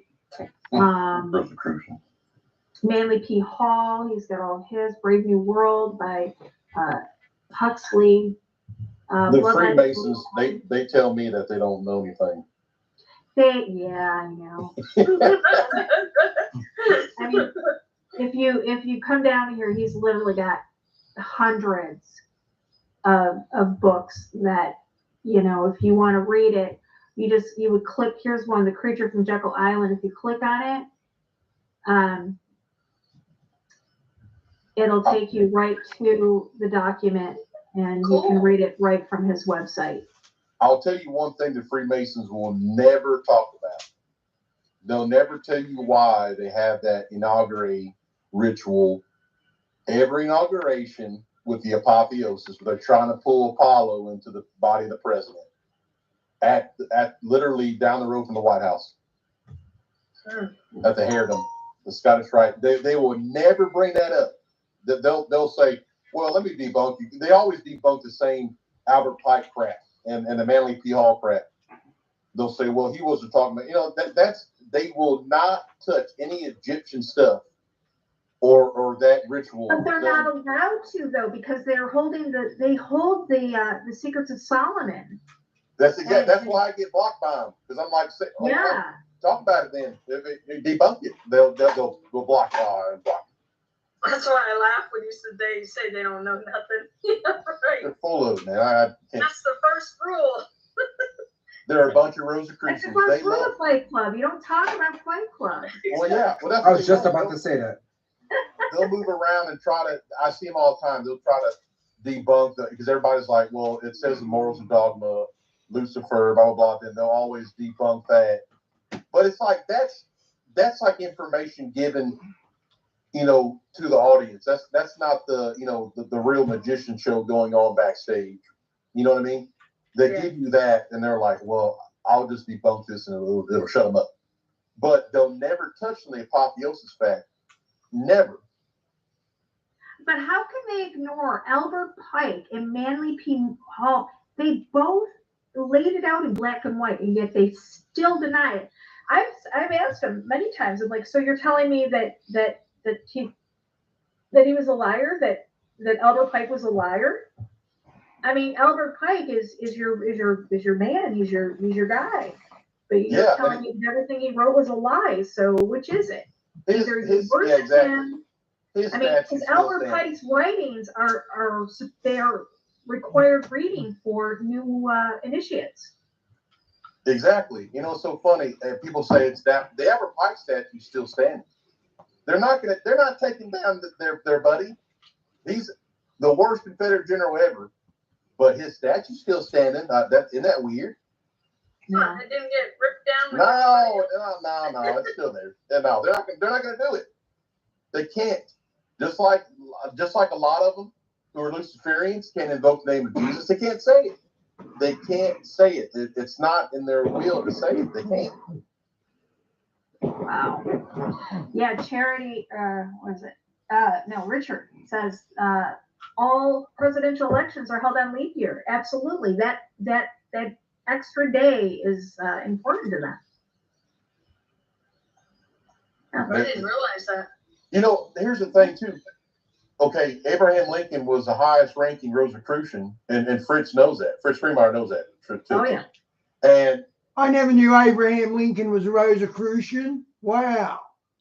He was an Order of the Lily, and the Rosicrucians are Freemasons. When the Freemasons say, "Oh no," the Freemasons are all wrapped up in the Divine Mother, Mary Magdalene, Jesus was getting it on. That's all they talk about, and they try to spin it and say, well, you have a Divine Mother when you do the sign of the cross. It's not Son, it's Father, Mother, Holy Spirit. They're saying these things, but that's the whole thing. The Rosicrucian, like Ernie was saying earlier, it's about the rosette. They're so obsessed that Jesus was getting it on.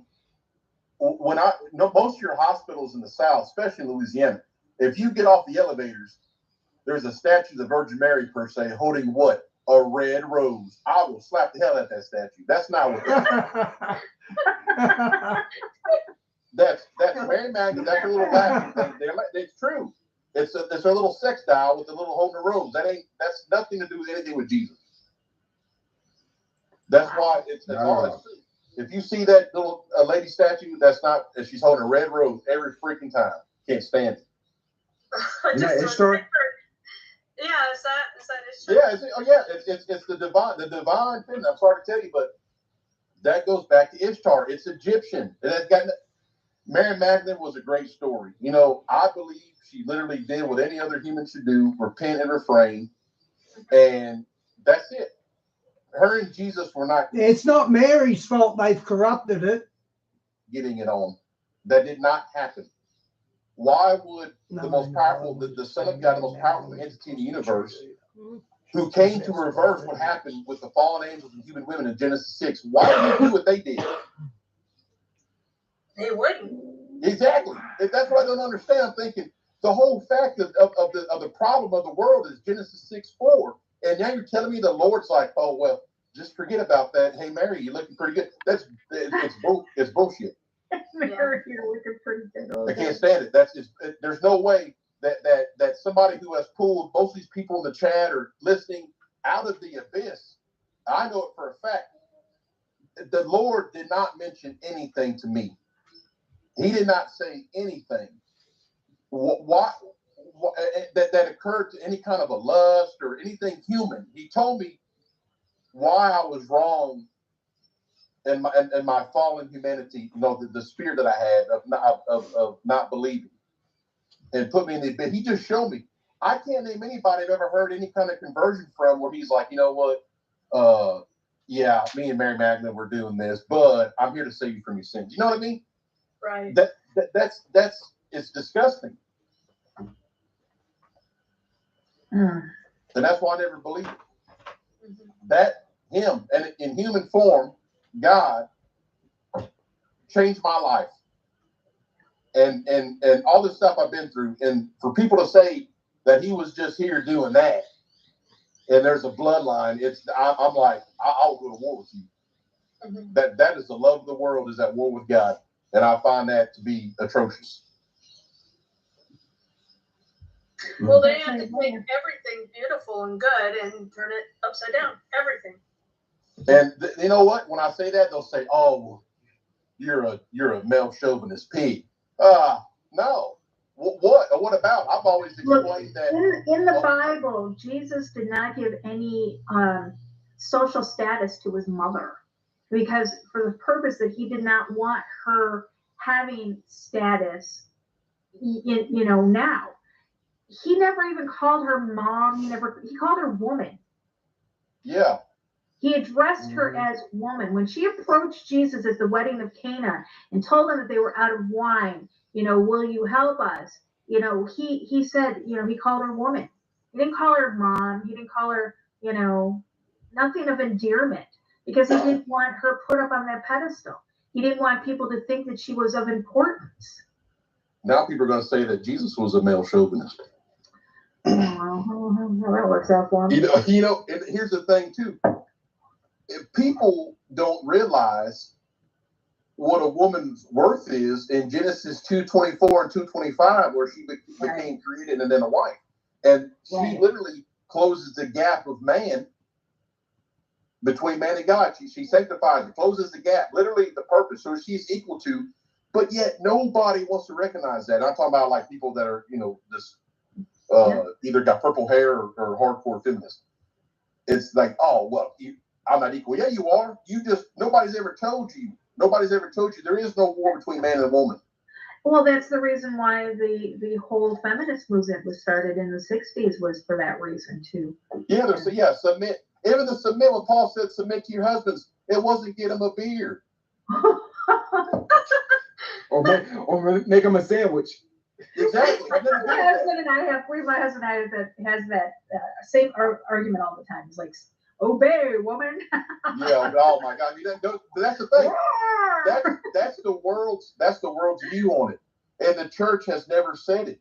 Yet the truth is, submit it's not to the husband. It's submit to close the gap. Have you closed the gap between God and him? Did you submit to that? That's the mission. Right. And then what's it say for the man? Even worse, have you loved her like I love the church? You can't. You can try, but you can't do it. Exactly. But that's why he gave us a harder mission. Not because a woman's inferior. She's got the harder one. She has it. She's got to close the gap. We're bearing those kids. That's it. And you're bearing. I come from that. I had a woman pray for, put me on the altar. That's how I turned around. That I'm even talking on this channel. Well, you're looking at it like this too. God, in the book of Genesis, God took the rib from Adam to make a woman, just so they can be designed to be together. Yeah, and you have to have that union.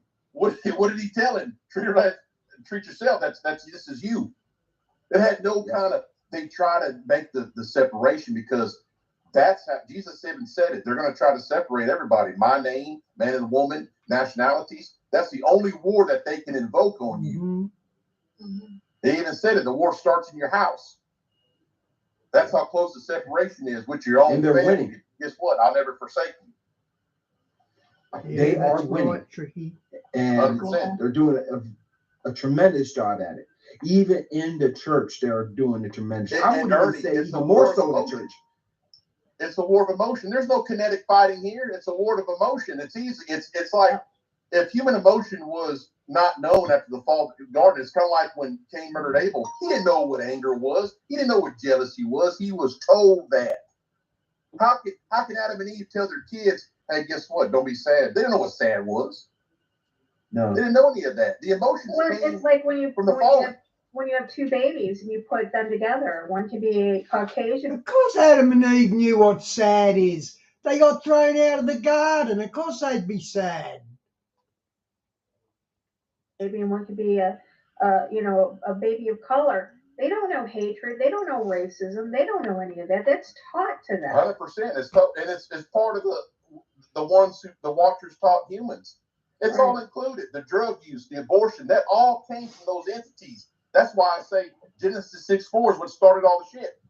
It literally covers everything. Yeah. Oh yeah, all goes back to, everybody says, oh, all roads lead back to Rome. No, actually, all roads lead back to the Garden of Eden. Yeah. Wow. Well, guys, I think we covered a lot tonight. Yeah, no doubt. We definitely did. Let's start our final thoughts. Let's go around and wrap it up. Portals, whatever you guys want to talk about. Chris, why don't you start? It's been a heavy week for me this week, and I'm not sure why. I just feel it in my spirit, and that's why I haven't talked so much today. I'm just trying to process, I completely understand that, more than you know. Yep. So that's all I can say. Sorry, guys. Not my normal tripper stuff. I completely understand that.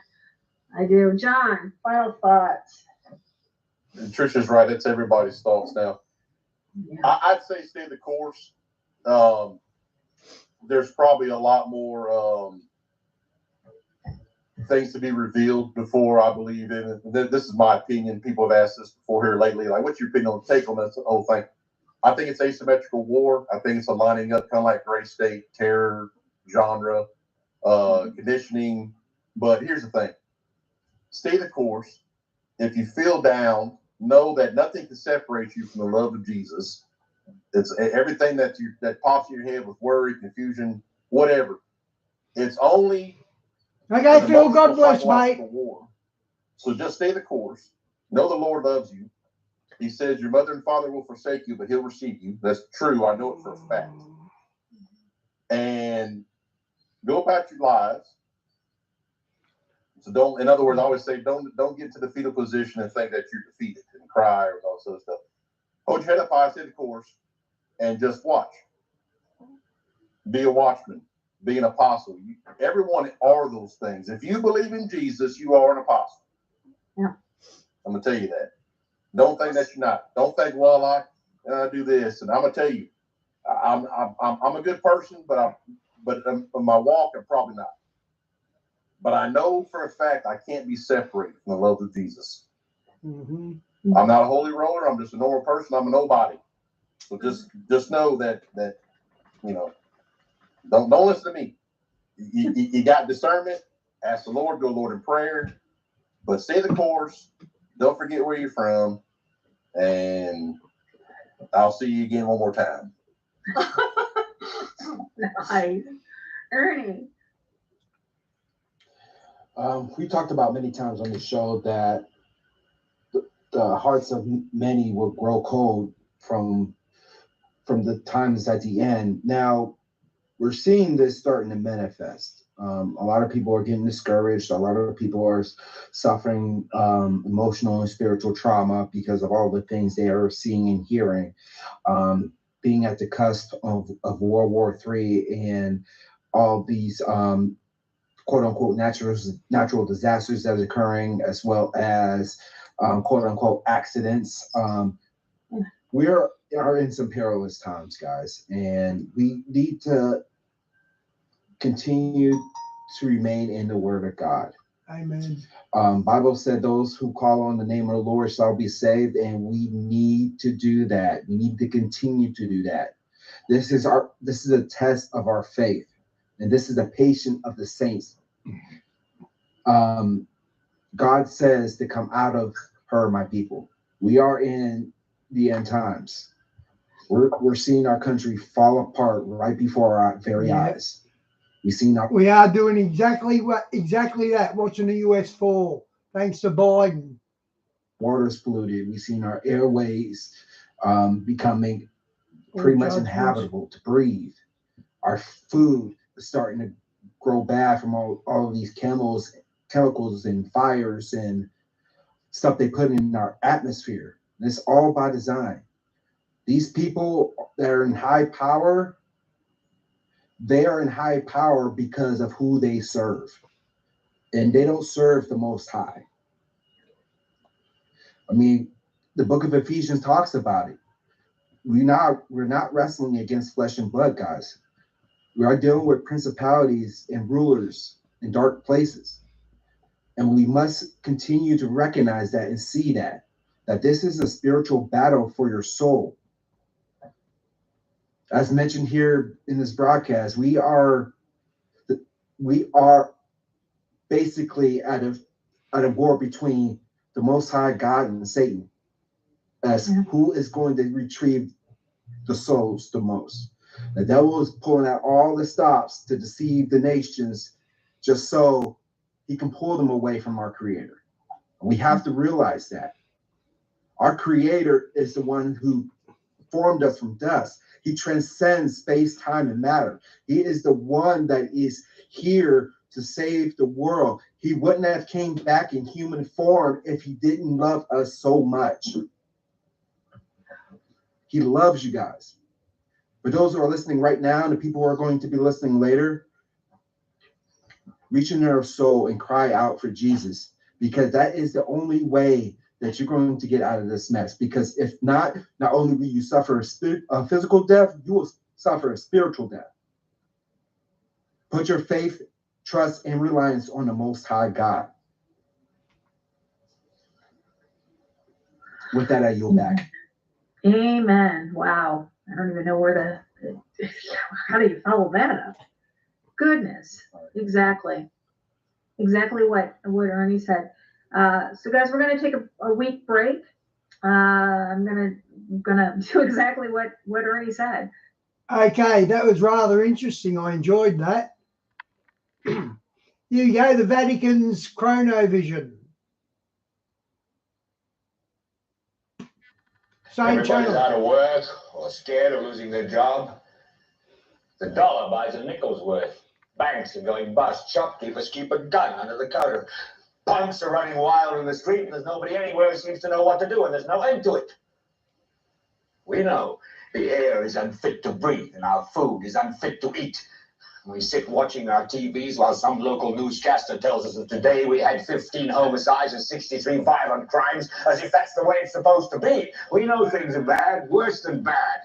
They're crazy. It's like everything everywhere is going crazy, so we don't go out anymore. We sit in the house, and slowly the world we're living in is getting smaller, and all we say is, please, at least leave us alone in our living rooms. Let me have my toaster and my TV and my steel-belted radios, and I won't say anything. Just leave us alone. Well, I'm not going to leave you alone. I want you to get mad. I don't want you to protest. I don't want you to riot. I don't want you to run to your Okay, Tricky. God bless, mate. Love ya. congressman, because I wouldn't know what to tell you to write. I don't know what to do about the depression and the inflation and the Russians and the crime in the street. All I know is that first, you've got to get mad. You've got to say, I'm a human being. My life has value.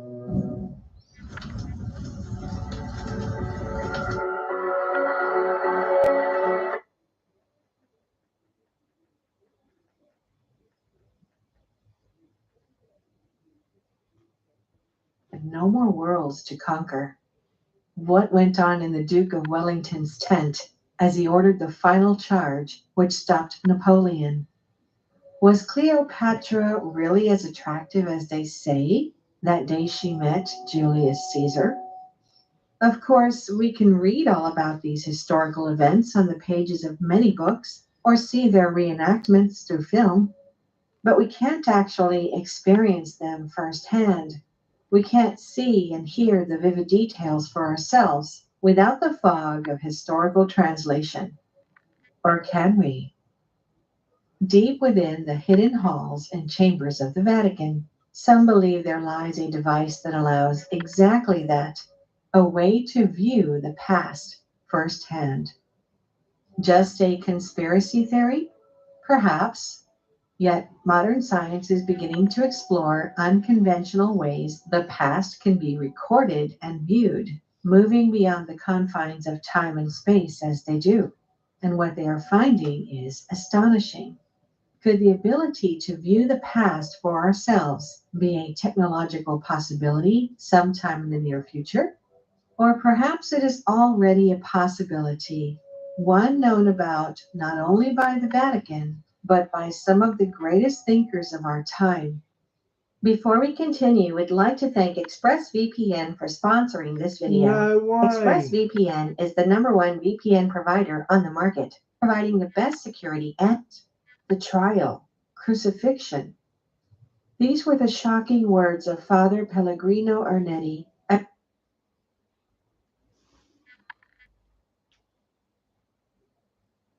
the agony in the garden, the betrayal of Judas, the trial, crucifixion. These were the shocking words of Father Pellegrino Ernetti as recounted in the 2000 book Le Nouveau Mystère du Vatican, The Vatican's New Mystery, written by Ernetti's friend and colleague, Father Francois Brunet. It was the early 1960s, and the two men were sailing along the Grand Canal in Venice, Italy, discussing various biblical interpretations, when abruptly Ernetti proclaimed that interpretations were unnecessary, since it was possible to see for oneself what had actually happened. But how? Brunet asked, skeptical. Ernetti explained that deep within the Vatican was a device that allowed its user to see and hear events from the past. Not a time machine that sent a person back in time, but rather a sort of time viewer which brought the past into the present, a device which could tune into specific events of the past and display them on a screen, like some sort of time-traveling television. It was called the Chronovisor, Ernetti declared, and with it he had seen not only the last days of the life of Jesus, the agony, the betrayal, the trial, crucifixion, but the destruction of Sodom and Gomorrah, the creation of the Ten Commandments, and other biblical moments, as well as notable historical events, like a speech by famed Roman senator Marcus Tullius Cicero, a performance of the lost tragedy, the Estes, and even events from the life of Napoleon. It must be said, Pellegrino Ernetti was not an eccentric man by nature. He was a Benedictine monk, a scientist and author, a musicologist, and the chair of pre-polyphony at the prestigious Benedetto Marcello Conservatory of Music in Venice. In other words, he was not the type of man prone to telling fantastical stories. Brune knew this, and thus he immediately began to question Ernetti about the mysterious chronovisor. Ernetti revealed that the idea had come to him many years earlier while working on a project with his colleague, Father Agostino Gemelli, at the Catholic University of Milan. While attempting to filter harmonics out of old Georgian chants, they had seemingly heard the voice of Gemelli's dead father speaking through the recorder. Intrigued, if not stunned, Ernetti began to wonder what did happen to the sounds that people made after they ostensibly disappeared. Could it really be that voices from the past were being recorded somehow? Wow, that makes sense how they do it. Is your voice frequency doesn't get destroyed, because energy doesn't get destroyed, it just gets transferred. Wow, good pickup. To answer his question, Ernetti brought together a team of scientists who began to work immediately. The end result, according to Ernetti, was the chronovisor. Curiously, Ernetti would not reveal the members of his team, though surely Brunner was eager to know. And in fact, the identities of the scientists have remained secret to this day, but for two noteworthy names. Enrico Fermi, one of the designers of the first atomic bomb, and Werner von Braun, the German rocket scientist and father of the Cold War space race. Had these historical scientists, at the direction of Pellegrino Ernetti, really created a way to view the past? In 1972, an Italian magazine called La Domenica del Corriere published an article which led with the headline, "A machine that photographs the past has finally been invented." The article included Ernetti's account of the chronovisor, alongside, most astonishingly, a photograph of the face of Jesus at the moment of crucifixion, which Ernetti had purportedly taken using the device. Proof, the article asserted, of the chronovisor's existence and function. Despite the incredible nature of Ernetti's proclamations, in the years that followed, the story mostly faded from view, never confirmed, but, equally, never fully invalidated. For his part, Ernetti said late in his life that the chronovisor had eventually been dismantled to prevent it from ever falling into the wrong hands, which Ernetti believed could create the scariest dictatorship the world has ever seen. There are those, however, who believe that somewhere deep inside the Vatican, the chronovisor remains to this day hidden, intact, functional. Could the chronovisor really still exist? Has it ever existed? Or is it all just a hoax? Curiously, in 1988, the Vatican itself issued an official decree on the chronovisor in which it warned that anyone using an instrument of such characteristics would be excommunicated. Why would the Vatican feel the need to publicly comment on the chronovisor if it was nothing but a hoax? And moreover, why would they not deny its existence, but rather instruct their followers not to use it? For answers, we might start in the... Susan, I believe they've got a secret space program too. I believe they got super soldiers. I believe they go to other planets. I really do think they've got a secret space program. Of science. And all the technology you see on Star Wars and the Marvel movies, I reckon they've got that technology. I reckon they've got it. The idea of a device able to view events from the past perhaps seems preposterous at first, except we actually use crude versions of chronovisors every day. A mirror, for one, is a sort of chronovisor. You don't actually see your reflection in real time, but rather you see yourself a few millionths of a second before. The time it takes the light to travel from a person's face to the mirror and then reflect back to their eyes. Looking in a mirror is, in effect, viewing the past. A telescope is another type of chronovisor. The distant galaxies a telescope views are not being viewed as they are now, but millions or billions of years ago when the light left them. Of course, the chronovisor of Ernetti was much more complex than that. While the effects of a mirror or telescope are based on distance, Ernetti's chronovisor could tune to specific times and places in the past as easily as one could change the channel on the television. To conceptualize this, perhaps what is needed is a re-examination of what is meant by time and space. Ernetti explained that his chronovisor worked by detecting images and sounds that had been created, which were floating in space. This assertion is based on the principle that every light particle has its own unique timestamp, which exists externally. That is, each has its own unique key, which relates to a specific point in time. In theory, by grouping, sorting, and filtering light particles according to a certain time period, it would be possible to view that time period, to, as Ernetti said, detect the images and sounds floating in space. Of course, just because science can theorize its existence doesn't mean the chronovisor exists or existed. Perhaps gathering time-stamped light particles and arranging them into images is beyond the scope of mainstream modern science. However, it is mainstream science now proclaiming that, if not images, ancient sounds may actually be preserved in the environment, waiting to be unlocked and listened to. In 2006, An unbelievable story began making its way through mainstream media. Apparently, a team of Belgian scientists had, according to reports, been able to use computer scans of the grooves in 6,500-year-old pottery to extract sounds, including talking and laughter, made by the vibrations of the tools used to make the pottery. Could this really be true? And if so, what else then might scientists find hidden in artifacts created over the many thousands of years humans have made pottery? There exists an entire scientific discipline built around the belief that sounds may have been recorded by natural means in ways we do not yet fully understand. It is called paleoacoustics, and indeed, the mysteries of clay pottery form a part of its foundation. Consider a clay pot being spun on a potter's wheel, a pattern etched into it with a stylus that decorates its design. Compare this to the creation of early phonographs, where a needle would etch a pattern into the surface of a tin or wax cylinder.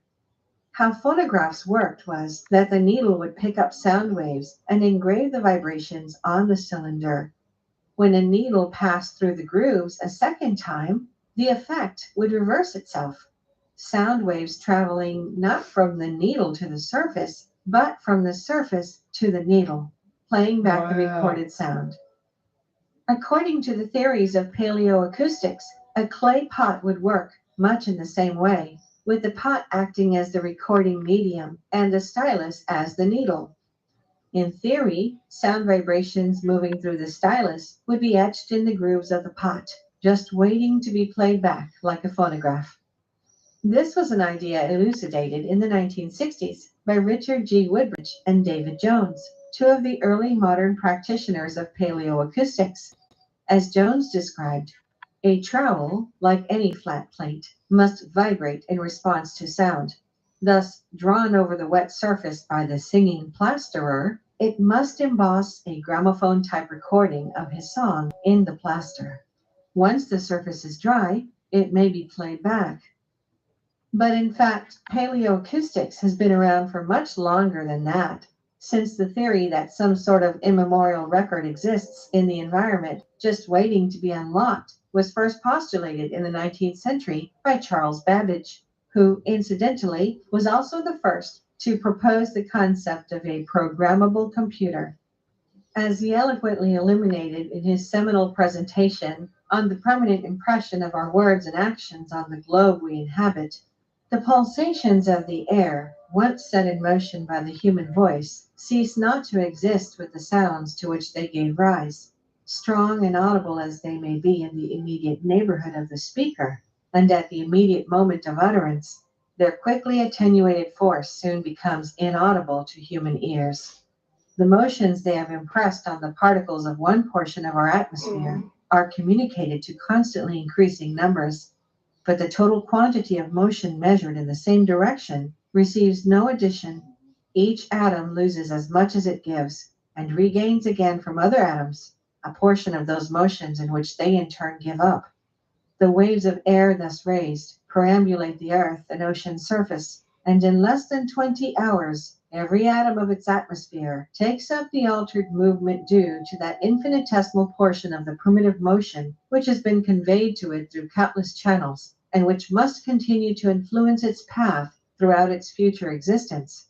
There, in their mutable but unerring characters, mixed with the earliest as well as with the latest sighs of mortality, stand forever recorded vows unredeemed, promises unfulfilled, perpetuating in the united movements of each particle the testimony of man's changeful will.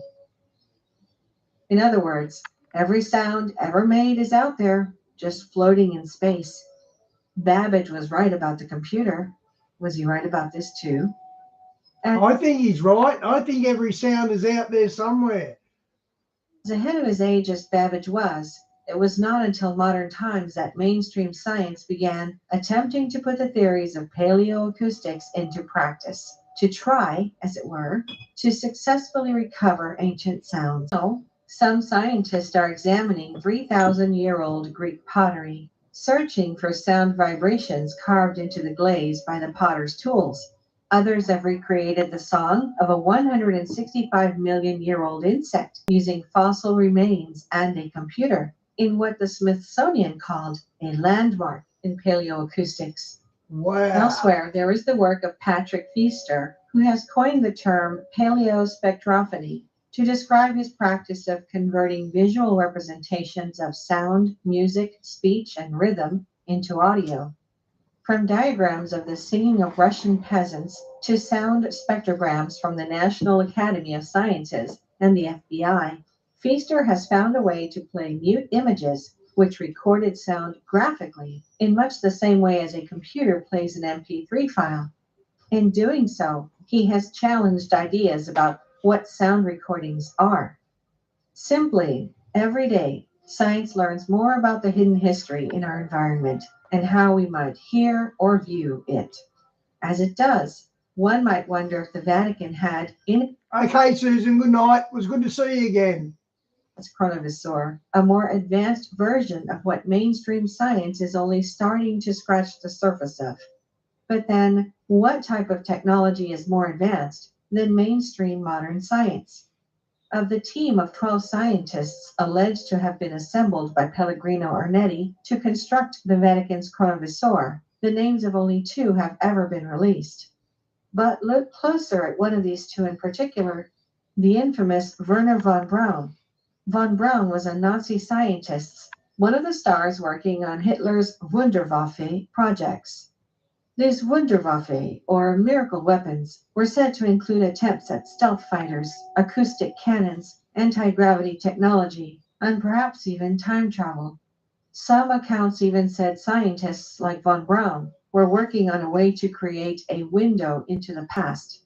At the end of World War II, von Braun fled the losing side to the United States as part of the U.S. government's Project Paperclip, in which many high-level Nazi thinkers were quietly smuggled into the country and put to work for the U.S. government.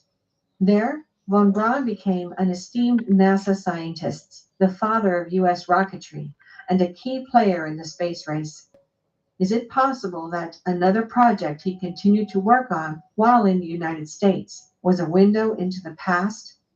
If it was, then von Braun would not have been the only employee of the U.S. government working on such a thing.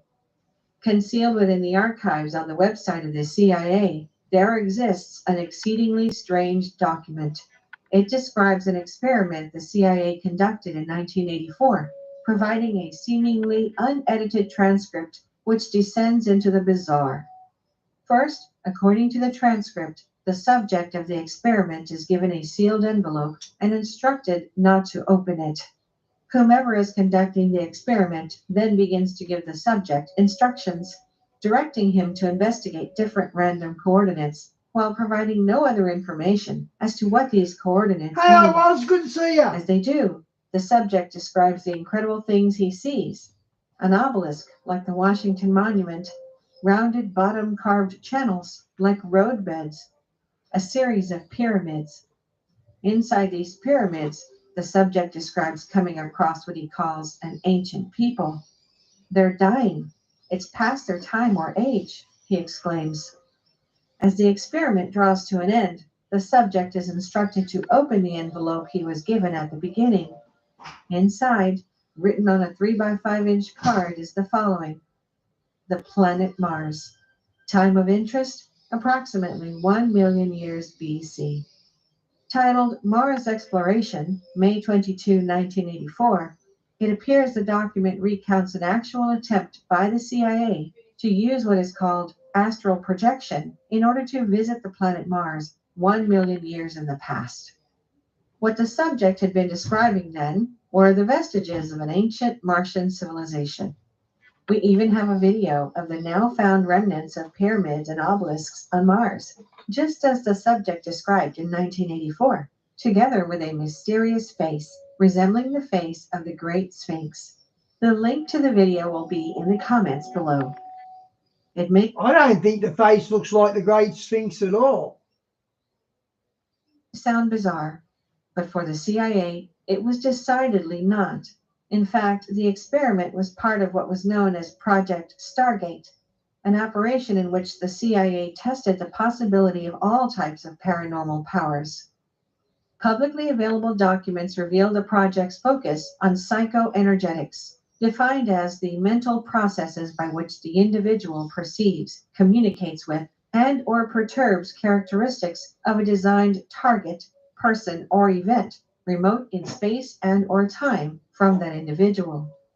Most specifically, Project Stargate was interested in remote viewing, that is, using the mind alone to see things which aren't immediately present, whether they be in the present time, the past, or even the future.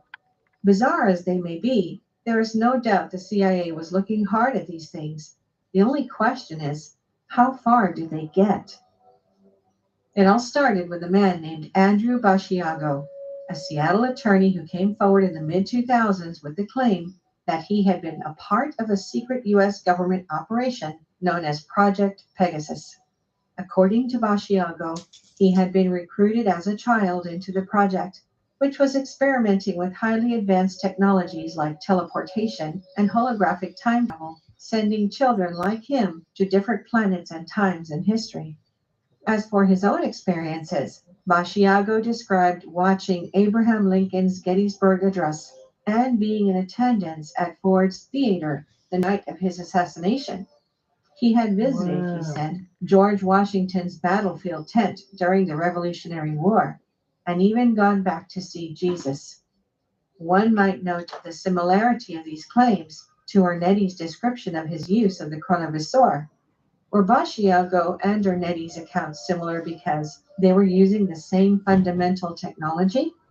Could Project Pegasus merely represent the next generation of the chronovisor project? From Werner von Braun and his Wunderwaffe, to the Vatican, to the CIA, and beyond? Perhaps we will never know the answers. Or perhaps modern science will tell us soon enough. Thank you for watching. Oh, hang on. Let me just take it back a bit. To the CIA and beyond? Perhaps we will never know the answers. Or perhaps modern science will tell us soon enough. Okay.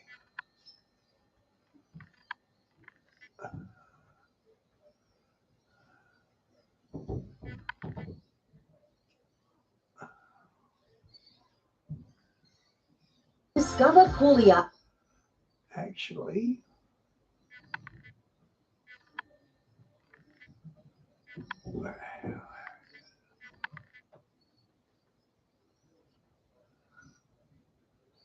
hang on, just look at the Tom Horn one. Oh,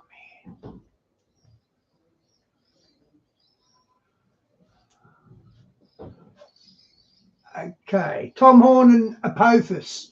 Nothing more. I'm your host, Bob Duvall, and I'm here with Tom Horn. Now, Tom has been a guest on It's Supernatural many times, and Tom is a best-selling author, publisher, CEO of Skywatch TV. He's a radio, TV personality. God's using you, Tom, in so many different ways. But I want to go back to when you were in your 20s. You were a new believer, and you died? Yeah. Tell me about that. Yeah, so, very, very hungry, young Christian, just very passionate, praying every possible hour of the day, and basically begging God to please let me be involved in the ministry full time. That's all I wanted to do. Like the Bible says, the zeal of the Lord hath eaten me up, right? And so came home from work one day, prayed before I went to bed for probably several hours. Wow. And then went to sleep. Now you were hungry. Very much so. Wow. But went to sleep. And the next thing I know, I am standing in front of a very, very brilliant light. And it's actually impossible to put into words exactly what it was that I was seeing. There was a brilliance of rainbow type colors. So this was not This was more than 3-dimensional. This was 10-dimensional or 20-dimensional or something. Now, it was like instantaneous. You weren't going through like a tunnel or No, okay. no, it wasn't your standard like near-death experience, or maybe it was, I don't know. But anyway, I'm in front of a brilliant light. Now, somehow I knew that I was standing before God.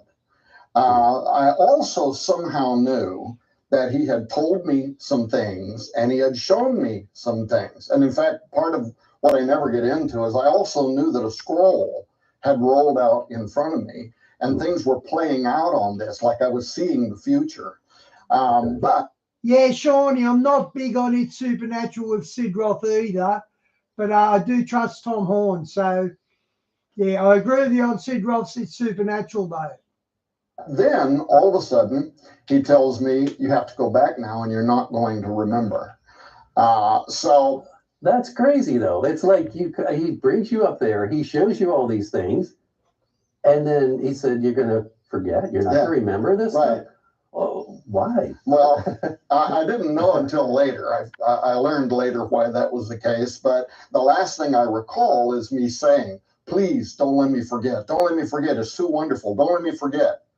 But he had told me I was going to forget. So I started falling backward. It was just as if somebody had pushed me out of an airplane and my back's towards the earth. I can literally hear the wind going around me. It was so vivid. And this light is moving away from me very quickly. Moments later, I literally saw the roof of my house go around me, right? And I landed on the bed with what felt like a thud, right? And I sat up in bed, took in this deep breath, like that. And now I was no longer in this dream state, but I was literally physically awake now and sitting on the bed. Well, now I got to ask you, Tom, how do you know you really died? I mean, it could have just been a weird dream. Right. Yeah. Except for the fact that I hear weeping. And I turn and I look, and my beautiful young wife is sitting up on the bed. Her head is down inside of her hands, and she's been crying for a while. And I said, babe, what's the matter? What's the matter? And when she's able to collect herself, she explains how she had woke up in the middle of the night and I was dead. No breath, no heartbeat, no pulse, no anything. Wow. And she had literally spent quite a bit of time, something like maybe 15 minutes, trying to resuscitate me, trying to blow into my mouth, beating on my chest, trying to get me to respond at all. So you were dead. I mean, it wasn't like a minute, 15 minute period. Okay. But a long period of time. And so, I'm trying to take all of this in and still wondering what had just happened to me. Where was I? What was it that I saw? Why was I told I would not remember? Right. And, I probably shouldn't tell you this, but the next day I went and found my pastor. Right. And I tell him what happened to me. And his response, was pretty much, well, you probably ate too many chili beans before you went to bed. Or he thought maybe I had even been poisoned somehow. Right. But the idea of something supernatural just wasn't in his bailiwick. So I learned really quick. In the New Testament it says not to give that which is holy unto dogs, or, pigs will turn and rend them under feet. And so I'm not saying my pastor was a pig. Right. Nice AG guy, but he just didn't get it. But what then happened was that caused me to really withdraw into myself and not to talk about any of this publicly. But it was praying every single day, praying. Why did this happen? Why would you? It didn't make any sense to me. Why would you tell me things, but then say you're not going to remember? That just didn't make any sense at all. Yeah. But I also happened to be reading through the Bible for the first time in my life. And book by book through the Bible.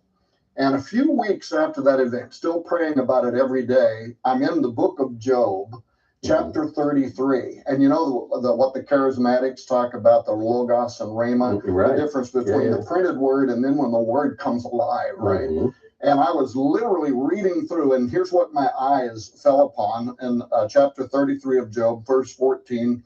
For God speaks once, yea, twice, yet man perceives it not. Now, that's the first clue that there's something hidden here, right? Verse 15, in a dream, in a vision of the night, when deep sleep falleth upon men, in slumberings upon the bed, then he opens the ears of men and seals their instructions, that he may withdraw man from his purpose and hide pride from man. And there, for the first time, was the answer to my prayer, really in great detail. He even explains why you're not going to remember. He says it's to withdraw man from his purpose. I totally understood that even as a young preacher, that if I had then saw the fact that someday I'd be sitting here with a guy like Bob doing television and, you know, on the Sid Roth program, and if I would have seen all of this, being a publisher, being a best-selling author, speaking at conferences, you know, what would I have done?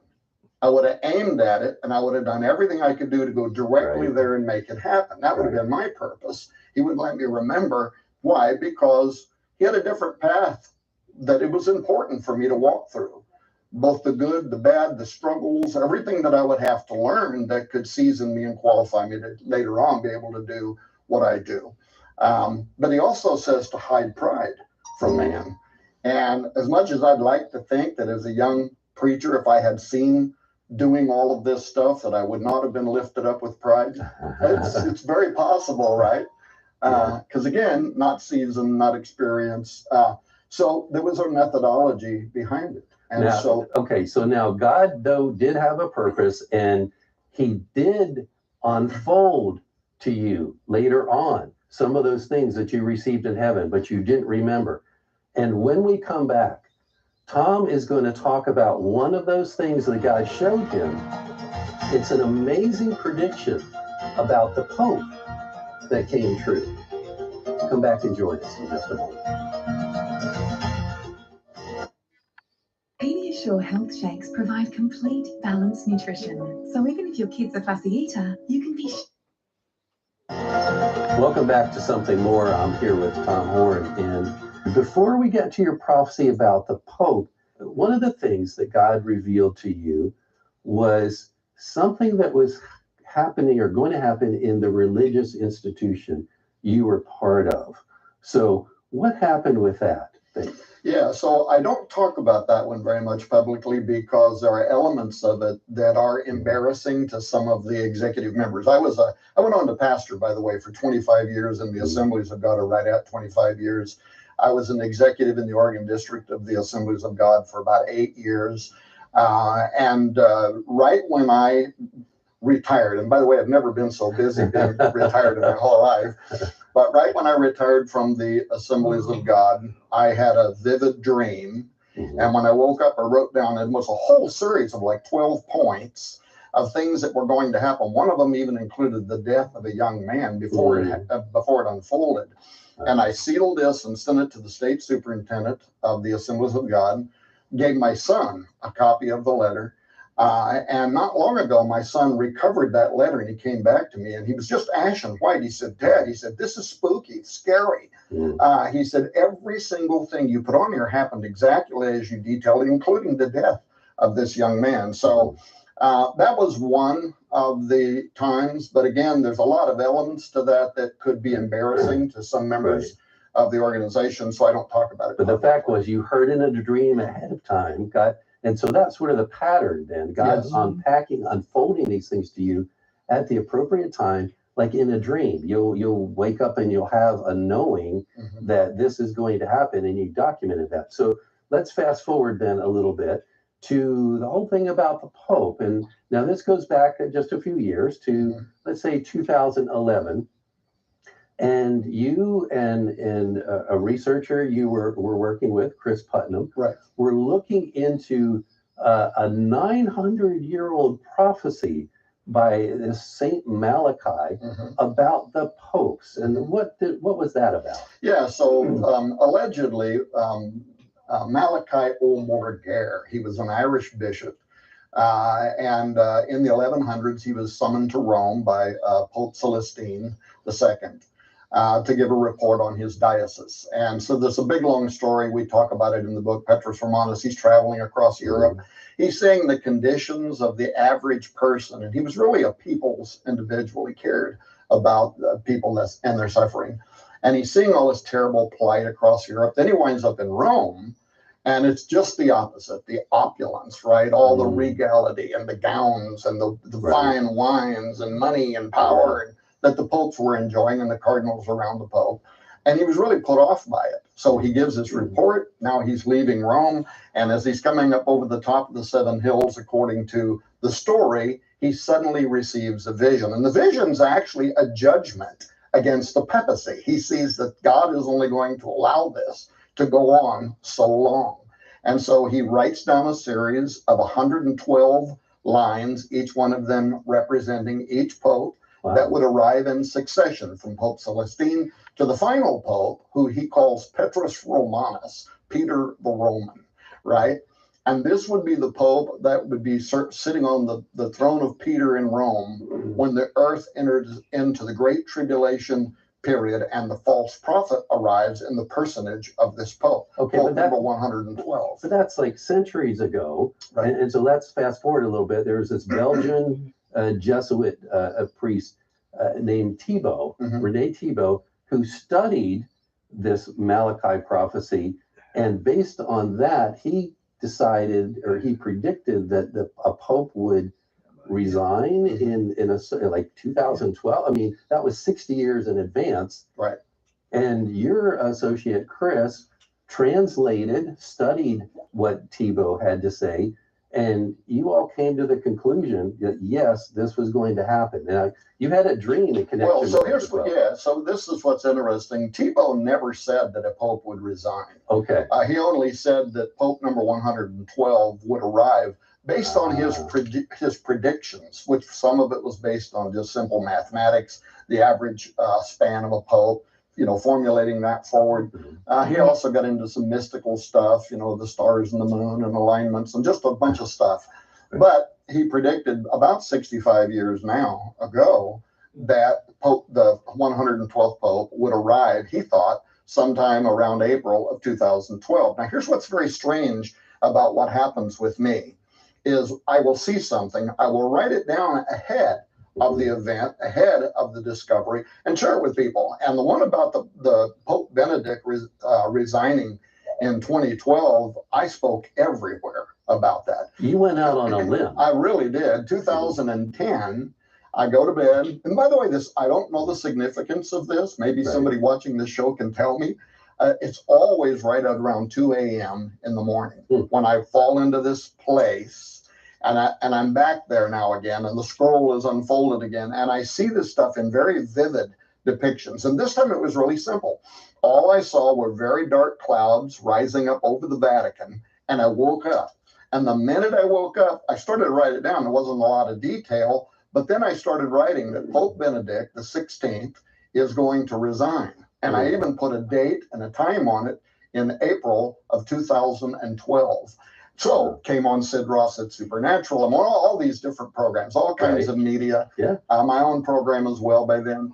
And I'm saying, I predict that Pope Benedict is going to resign. He's going to do it in April of 2012. Well, I'm saying this in 2011, right? Yeah, but Tom, we get all the way through 2012 and nothing happened. Yeah, well, that's what it appeared, right? Yeah. And in fact, by the way, because I had gone so far out on a limb, and I knew that this was going to happen. No doubt whatsoever. I had seen it. Right. None of these quickenings, revelations so far have ever failed to come true exactly as I've seen them. So this really had me bewildered. Now I was back to God again. Now, wait a minute. What's going on here? I don't get it. So we go all the way through 2012. But then what happens is February of 2013. The Vatican announces Pope Benedict XVI has resigned. He is stepping down. Okay. Right? But that same day, and people can Google and read this for themselves, the El Observatorio Romano, which is the Vatican's media outlet, printed an article, but they also gave an interview to a New York Times journalist. And in that interview, they admitted that Pope Benedict actually, officially, secretly resigned before the Roman Curia when he returned from a trip in March of 2012, and they accepted it in April. So it involved both March and April. He did it in March. They accepted it in April 2012, just exactly as I had predicted that it would happen. And by the way, if you read the article, it says it was kept in a strict reserve, a for your eyes only, top secret security clearance required, right? Even for cardinals. Most of the cardinals were surprised. They had no idea that this had happened. Did you get that? So God showed this to him. He knew it. He knew it was true. And even though he went through 2012, didn't see evidence, but when they got to 2013, it turned out, yes, it really happened. Okay, I want to get to a more current prediction in the next segment. And this is something that's going to be coming up. And it's earth, literally earth shattering. You don't want to miss this. Come on. With MYOB, you can do your inventory and accounting workflow all in one place. So the good news. Welcome back to Something More. I'm here with Tom Horn. It's been a fascinating discussion, and Tom has so many different books on different subjects, and it's we could sit here and talk all day, but we don't have. Hi, Chris. Good to see you, mate. But before the break, I talked about a more current prophecy or more current prediction God has shown you that's going to come to pass. About a year ago, you had a dream. Mm-hmm. Tell me what that one was about. Yeah, this was the most frightening, the most terrifying, and it kind of stands at odds with the fact that I'm a positive person and I like to speak positively. I don't like talking about things that are fearful. But this literally shook me to the bone. And we don't have time in this interview to go into the details. At first, I thought I was looking at a giant dragon that was way up in the heavens, moving, undulating, serpent-like towards Earth. But then I was pulled up above it. And looking down on it, I saw that it was actually a giant space rock. And the way it was turning as it was moving through space and the light of the sun was shining on it, it gave it the impression of being a great dragon that was moving through the heavens. Now, fast forward in that story, what I saw terrified me. I saw it impact the earth. It was catastrophic when it did. And when I woke up, I almost literally fell out of bed. This had more detail than any vision I had seen before. A lot of it is in the book, The Wormwood Prophecy. But when I woke up, I sat up in bed. I started to start writing down what I had seen. And it was as if a voice spoke in the room, and it said a single word. It said, Apophis. Now, I knew that there was an ancient Egyptian chaos dragon named Apophis, the enemy of light. I didn't know a lot about it. I also knew that NASA had named an asteroid Apophis, and I didn't know anything about that. And so my first mission, as soon as I got out of bed, went to my computer, turned it on, so I started doing research into the Apophis asteroid and all of the details around it and what NASA first said about it, what they're now today saying about it, and the potential for it to strike the Earth in just a bit over 9 years from right now. Of all dates, by the way, Friday the 13th, in April 2029. Okay. Yeah. Wow. So that's kind of scary, Tom. So what, especially believers hearing that, what should they do? I mean, we don't want to live in fear. We don't want to live in fear, but of course, this is part of prophecy. The entire 8th chapter of the book of Revelation deals with what astronomers now, I learned this after the fact, actually believe is detailing the 4 elements of an asteroid impact on the Earth from each of the first 4 trumpets. It literally caused me to start reading the scripture differently. But when you say what should Christians do about it? Right. I read Luke 21, starting at 25 now, differently than I ever did 25 years as a pastor. But check out what it says.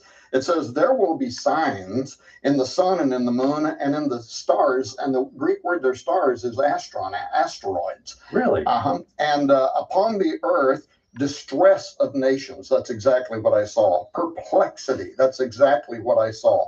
The sea and the waves roaring. That's exactly what I saw. Men's hearts failing them for fear, for looking after those things that are coming upon the earth. That's exactly what I saw. For the powers of heaven shall be shaken. That's exactly what I saw. But then note how this ends. But then shall they see the Son of Man coming in the cloud with power and great glory. And when these things begin to come to pass, look up and lift up your heads, for your redemption draweth nigh. All of the ancients believed that asteroids were messengers of the gods, and in the Bible, it's a messenger of God himself. And the message is, lift up your head, look up. Your redemption is drawing nigh. Preaching the imminency of the second coming of Jesus Christ is something that's been missing in the church for the last few decades. But I actually believe that by 2025, people are going to be able to take a telescope at their home, look up into heaven, and they're going to see Apophis racing towards the earth. 24 months later, they'll be able to see it with the naked eye.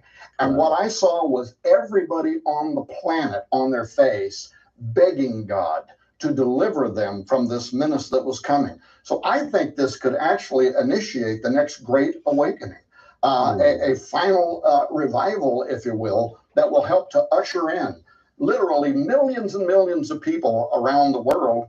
And then there's one other element about this, and there's a precedent for it in Scripture, and that is that the judgment could be averted. If enough people pray, if enough people turn to God and rend their heart, it says, instead of their garments, it could be averted. There's a pattern for that all through the Scripture. Absolutely. The book of Joel, if you will turn to me, I will send you a blessing instead of a cursing. The story of Jonah being sent into Nineveh, up and down the streets, you're going to be destroyed in 40 days. So there is good news. Tom, thank you for being my guest on Something More. And thank you for watching us and visiting with us today. And, you know, there is good news. There is good news of revival coming, of people seeing the threat and turning to God. If you know him already, follow Tom's example. Be hungry, be desperate for God, be open.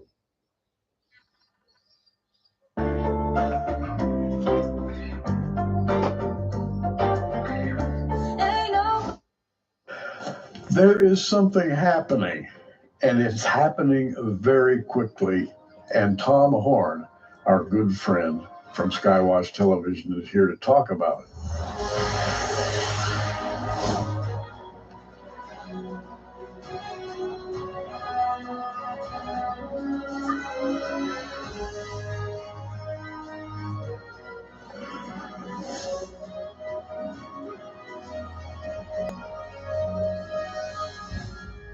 Tom Horn, welcome once again to Prophecy Watchers. This is the second program concerning your new book. It's called The Messenger, and it's huge. I've got to tell you that the ideas that are interconnected in The Messenger are very, very current, and they are persuasive. So let's kind of pick up where we left off in our last conversation. Yeah, so I was making the point in the last program that the reason I wrote The Messenger was just a chance discovery. Yes. That 3.5 years to the day earlier than the arrival of Apophis, the date that NASA gave to this asteroid of Friday the 13th, April 2029, 3.5 years earlier to the date, lands right in the middle of the Feast of Tabernacles. Now, the Feast of Tabernacles is connected by some people with the second coming of Jesus because of something Jesus himself said in John when he said to his disciples, "At my Father's house are many mansions." They knew that's a direct reference to the Feast of Tabernacles, when the Hebrews in antiquity had to come from all over the Middle East, wherever they were, to Jerusalem, pitch their tabernacles or tents, their dwelling places around the Temple Mount, because that's where the house of God was. Even Jesus refers to the temple as my Father's house. You've made it a den of thieves. So they knew when he said, "At my Father's house are many mansions, tabernacles, tents, dwellings." If it were not so, I would have told you so. But he's actually talking about the one in heaven, right? Yes. And he says, "I go to prepare a place for you, that where I am, there you may be also. If it were not so, I would have told you so. But if I go to prepare a place for you, I am going to come again and receive you unto myself, that where I am, there you may be also." So many people look at this Feast of Tabernacles, and that reference, it's almost cryptic, made by Jesus that does seem to indicate that his second coming could be around, or maybe the rapture could be around a future Feast of Tabernacles. But in 2025, 10 days before that is the Feast of Trumpets. Now, that's the one where Paul, writes to the Corinthians and he says, "For the trumpet will sound, and the dead in Christ shall rise first, and we which are alive and remain shall be caught up together to meet them in the air, and so shall we ever be with the Lord." So some people say, no, it's not the Feast of Tabernacles. Yeah. It's the Feast of Trumpets, because Paul said that's when the dead in Christ are going to rise. But in 2025, 120 days before the Feast of Tabernacles is the Feast of Pentecost. And I know, Gary, you've written extensively. You wrote a beautiful article that's actually in the book, The Messenger, that was derived from your Prophecy Watchers magazine on Pentecost. And why do you believe that Pentecost is a candidate for either the rapture or the second coming? I believe that let's put it this way. I believe what the Jews believe. The Jews, faithful Jews, stay up all night on Pentecost. And they have a teaching, it's called Tikkun Le'il Shavuot, teachings for the night of Pentecost.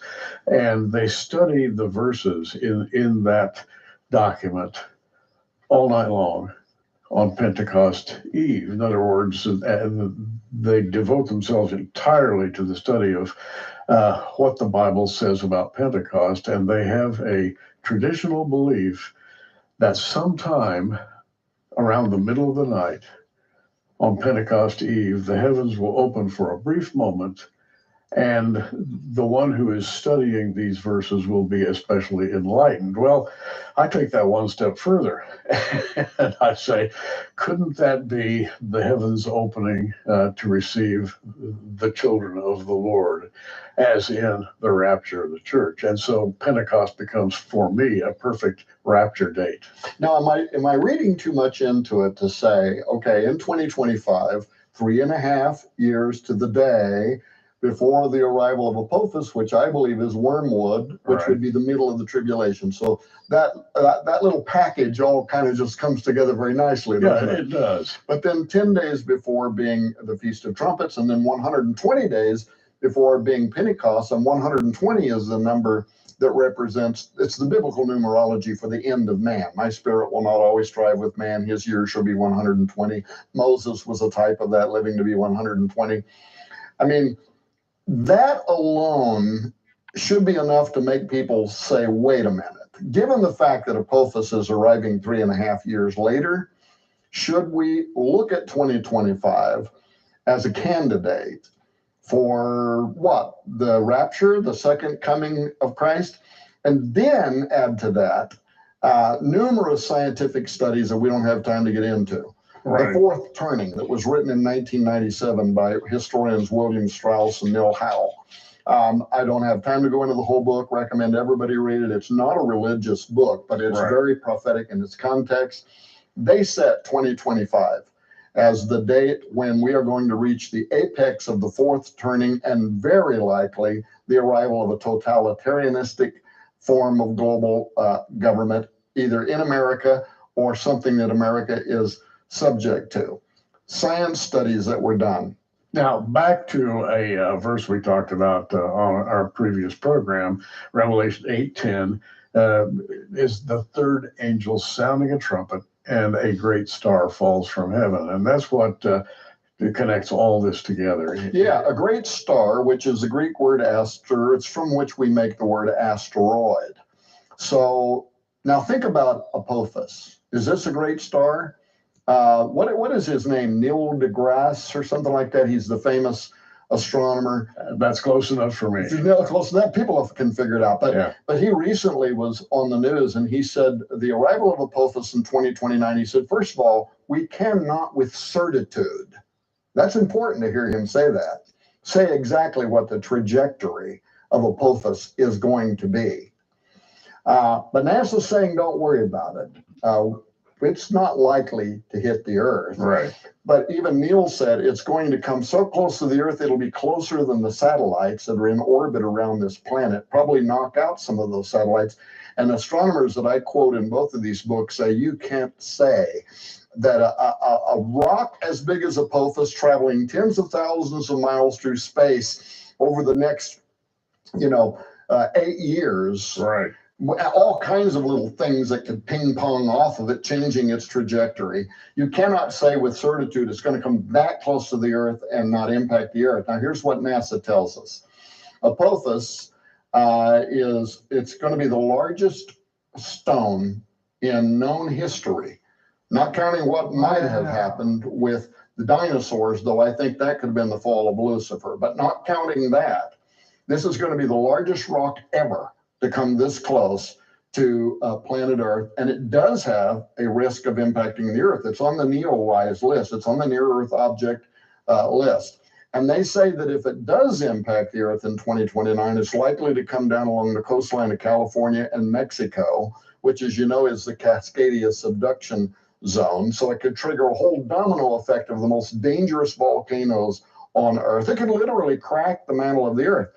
Gary, they say that it will be equal to 65,000 of the atomic bombs that we dropped on Hiroshima at the end of World War II, sinking the Japanese island of Nagasaki. 65,000 going off all at one time in one place. Well, the end of the matter here is that it falls upon a third part of the river and upon the fountains of the waters, and it poisons the waters. Now, that's horrible. And we don't know what kind of poison it is. It's obscene or wormwood would be a deadly poison of some kind. Yeah. So now this raises another theory that I have. And I lay a lot of this out in the book, and so people can read the book. And by the way, again, this is Tom Horn's new book. It's called The Messenger. In fact, that's your name for Apophis. Yeah. The messenger, because in antiquity, both in the Bible and outside of the Bible, ancients perceived comets, asteroids, as the messengers of the gods. In fact, here's a little interesting factoid, right? Nepeshes, if I'm saying that right, was an ancient Greek term for Apollo, but when Apollo is viewed as an asteroid moving through the air and he becomes an omen, a dark omen, an omen of doom, right? Well, in the very next chapter, Revelation 9, it says another asteroid, star, falls from the heavens, and to him is given the keys to the bottomless pit. Well, when he opens up the bottomless pit, guess who's down there? Apollo, Abaddon, Apollyon, the very entity that the ancient Greeks saw as an asteroid of the end times that would bring chaos and darkness and doom upon the earth is connected in the very same verses in Scripture, the very next chapter. Yeah, and I think that's one of the good things about your book. It links several different lines of ancient history, philosophy, prophecy all together, and it gets kind of complex, but you can handle it because he writes it very clearly. But we don't usually link all of these different traditions together into one event, but you've done it in your book. Well, again, it's not just the Greeks looking at Apollo that way. In the book of Matthew 2:2, the Magi, what does it say? They come to Bethlehem. Why? Because we have seen his asteroid. We have seen his star in the east, and we have followed it here to find him who is born King of the Jews. So they too perceived an asteroid as an omen, but in this case, an omen, a messenger from God pointing to the birth of divinity, to the birth of nobility. So it raises the question, with all the stuff that I lay out in this book about the year 2025, if an asteroid heralded the first arrival of Jesus Christ, might an asteroid also herald the second coming of Jesus Christ?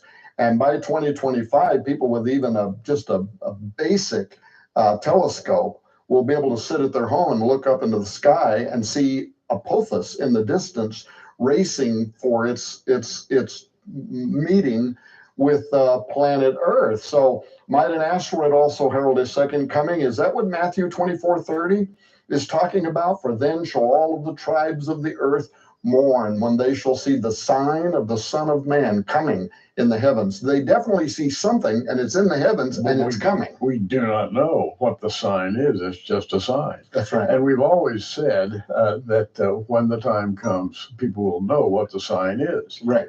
We're getting close. I think we're getting close. And here's the other thing that you made a point a moment ago about the waters becoming bitter after the impact of Wormwood. And see, I believe, Gary, and Tom Horn is not the scholar that you are, not by any stretch of the imagination. I'm just an old fat preacher who happens to be a publisher now, and sometimes I write books, but I speculate about things that I find to be interesting, because there's a whole conjunction of other things pointing to the year 2025. You've had Ken Johnson on your program talking about the Essenes and how accurate they were. I mean, 200 and some years before the birth of Christ, they named the year that he would arrive, the year that he would die in 32 AD, the fact that he would be God in flesh. That was not a traditional Hebrew belief, that he would die for the Gentiles. I mean, this is amazing, highly accurate prophecies. Well, guess what? They also prophesied 2,200 years ago that mankind will enter into its last generation in the year 2025. There's just so many things that point to that year that I'm not saying that's when the rapture is going to happen or the second coming of Jesus. I'm saying there's a lot here to look at. And then when you couple that with everything else that's going on in the world, but back to my point, the old preacher Tom Horn preached himself plumb out of the text again, right? And that is, if you look at Revelation 8, 9, 10, 11, 12, finally arrive at 13. Yes. And in Revelation 13, he causeth all, both small and great, rich and poor, free and bond, to receive a mark in their right hand or in their forehead. I believe that Apophis is carrying an alien microorganism on it that has a virus in it. And on impact with the earth, first of all, that's what poisons the waters, but it also rapidly gives rise to a contagion that's going to make coronavirus look like a walk in the park. I predict that literally millions of people will be dying by the hour with the arrival, because we'll have absolutely no natural immunity to this virus. It's an Andromeda strain, right? It's bringing something with it the world has never seen before. And it does seem to explain much of what is happening, all the way from the waters becoming bitter over to a trigger event in Revelation 13 that causes everybody to have to receive this mark of the beast. It was my wife, Nita, 15 years ago that came up with the theory that that's going to be a virus and a vaccine is going to be the mark of the beast. And it's become probably the most popular idea on the planet. I definitely believe in it, but I believe that Gary, that explains a lot about what we are reading here, starting with the arrival of Apophis in the third trumpet of the book of Revelation 8. Well, Tom, I'd like to interrupt our great conversation for just a moment and inform our audience of how they can take advantage of the Prophecy Watcher, our monthly magazine dedicated to Bible prophecy. Each month, the Prophecy Watcher magazine arrives in thousands of mailboxes all around the world. Our newly expanded 48-page magazine features cutting-edge prophecy teachers writing about things you may never hear about in church, featuring articles from Gary Stearman, Randall Price, L.A. Marzulli, Bill Sallis, Jonathan Cahn, and many others. Examine the giants of Genesis 6, the future wars prophesied for Israel, the rapture of the church, prophecies about the Antichrist and the tribulation, the rebuilt Jewish temple, the book of Revelation, transhumanism, artificial intelligence, and so much more. You can subscribe to the digital version of the Prophecy Watcher for $20 a year, a huge savings to our international friends. You can also subscribe to the print version for $30 a year. And for a very limited what a message. That message, and I'm glancing over here at Revelation 8 again, and I'm looking at first trumpet, second trumpet, third trumpet, fourth trumpet. By this time, by the time those trumpets sound, this is not going to be a world you would recognize. A number of different things have happened, including a global, if you will, dictatorship, except it's going to be far more severe than any dictatorship the world has ever seen up to that time. Right. Yeah. So the role that America might play in the arrival of a global dictatorship. 10 years ago, the highest intelligence agencies in the United States, working with like 15 nations across Europe, they produced a document. Anybody can Google this and download it from government websites and read it. But it's called Global Governance 2025. There's that year again. Oh, really? Yeah. At a critical juncture. And what they imagined, these intelligence agencies, is what could happen? What trigger event or events plural could set in motion the need for all of the nations of the world to lay down their differences and rapidly come together in mutual defense of one another against an unprecedented existential threat. Almost sounds like Ronald Reagan standing before the United Nations saying, I often wonder how quickly we would lay down our differences if suddenly we were posed with a threat from outer space, right? Yeah, I remember. But these guys are saying the same thing. They imagine. I don't agree with that. The world wouldn't team up if the ETs showed up. Each nation would try and get the ETs on side. So I think that's a fantasy. The whole world will unite. It is being here by 2025. Now, what trigger events did they see? Number one, the incoming of an asteroid in which we learn, right? They actually they said that. Yeah. Yeah.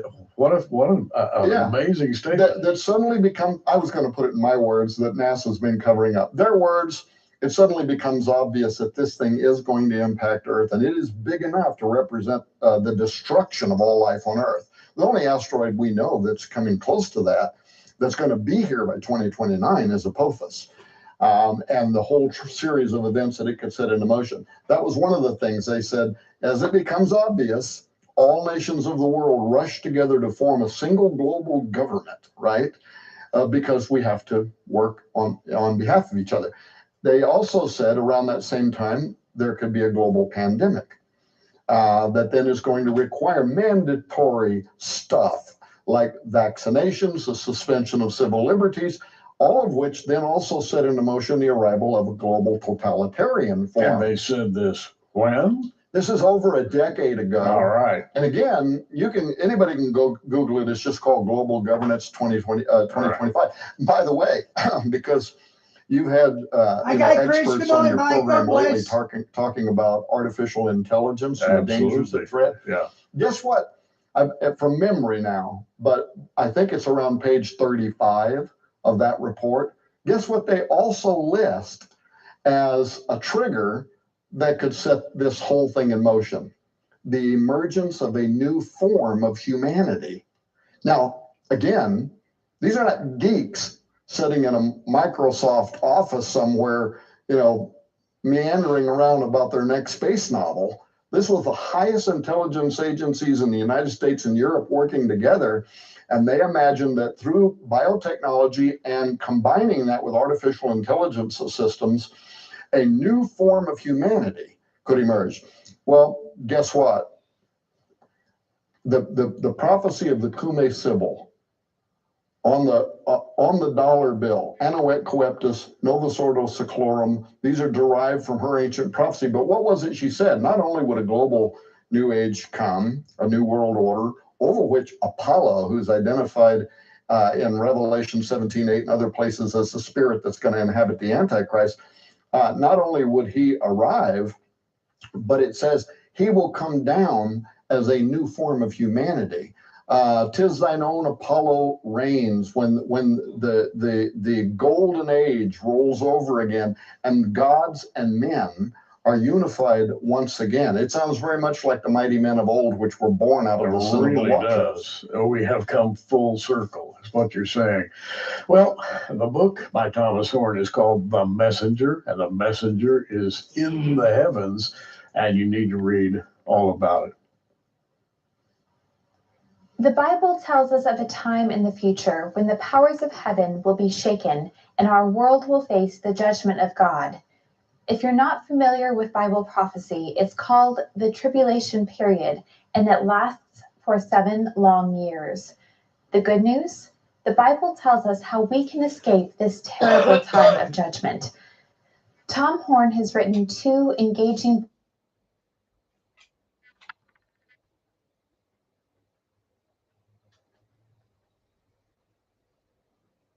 an easily understood little package.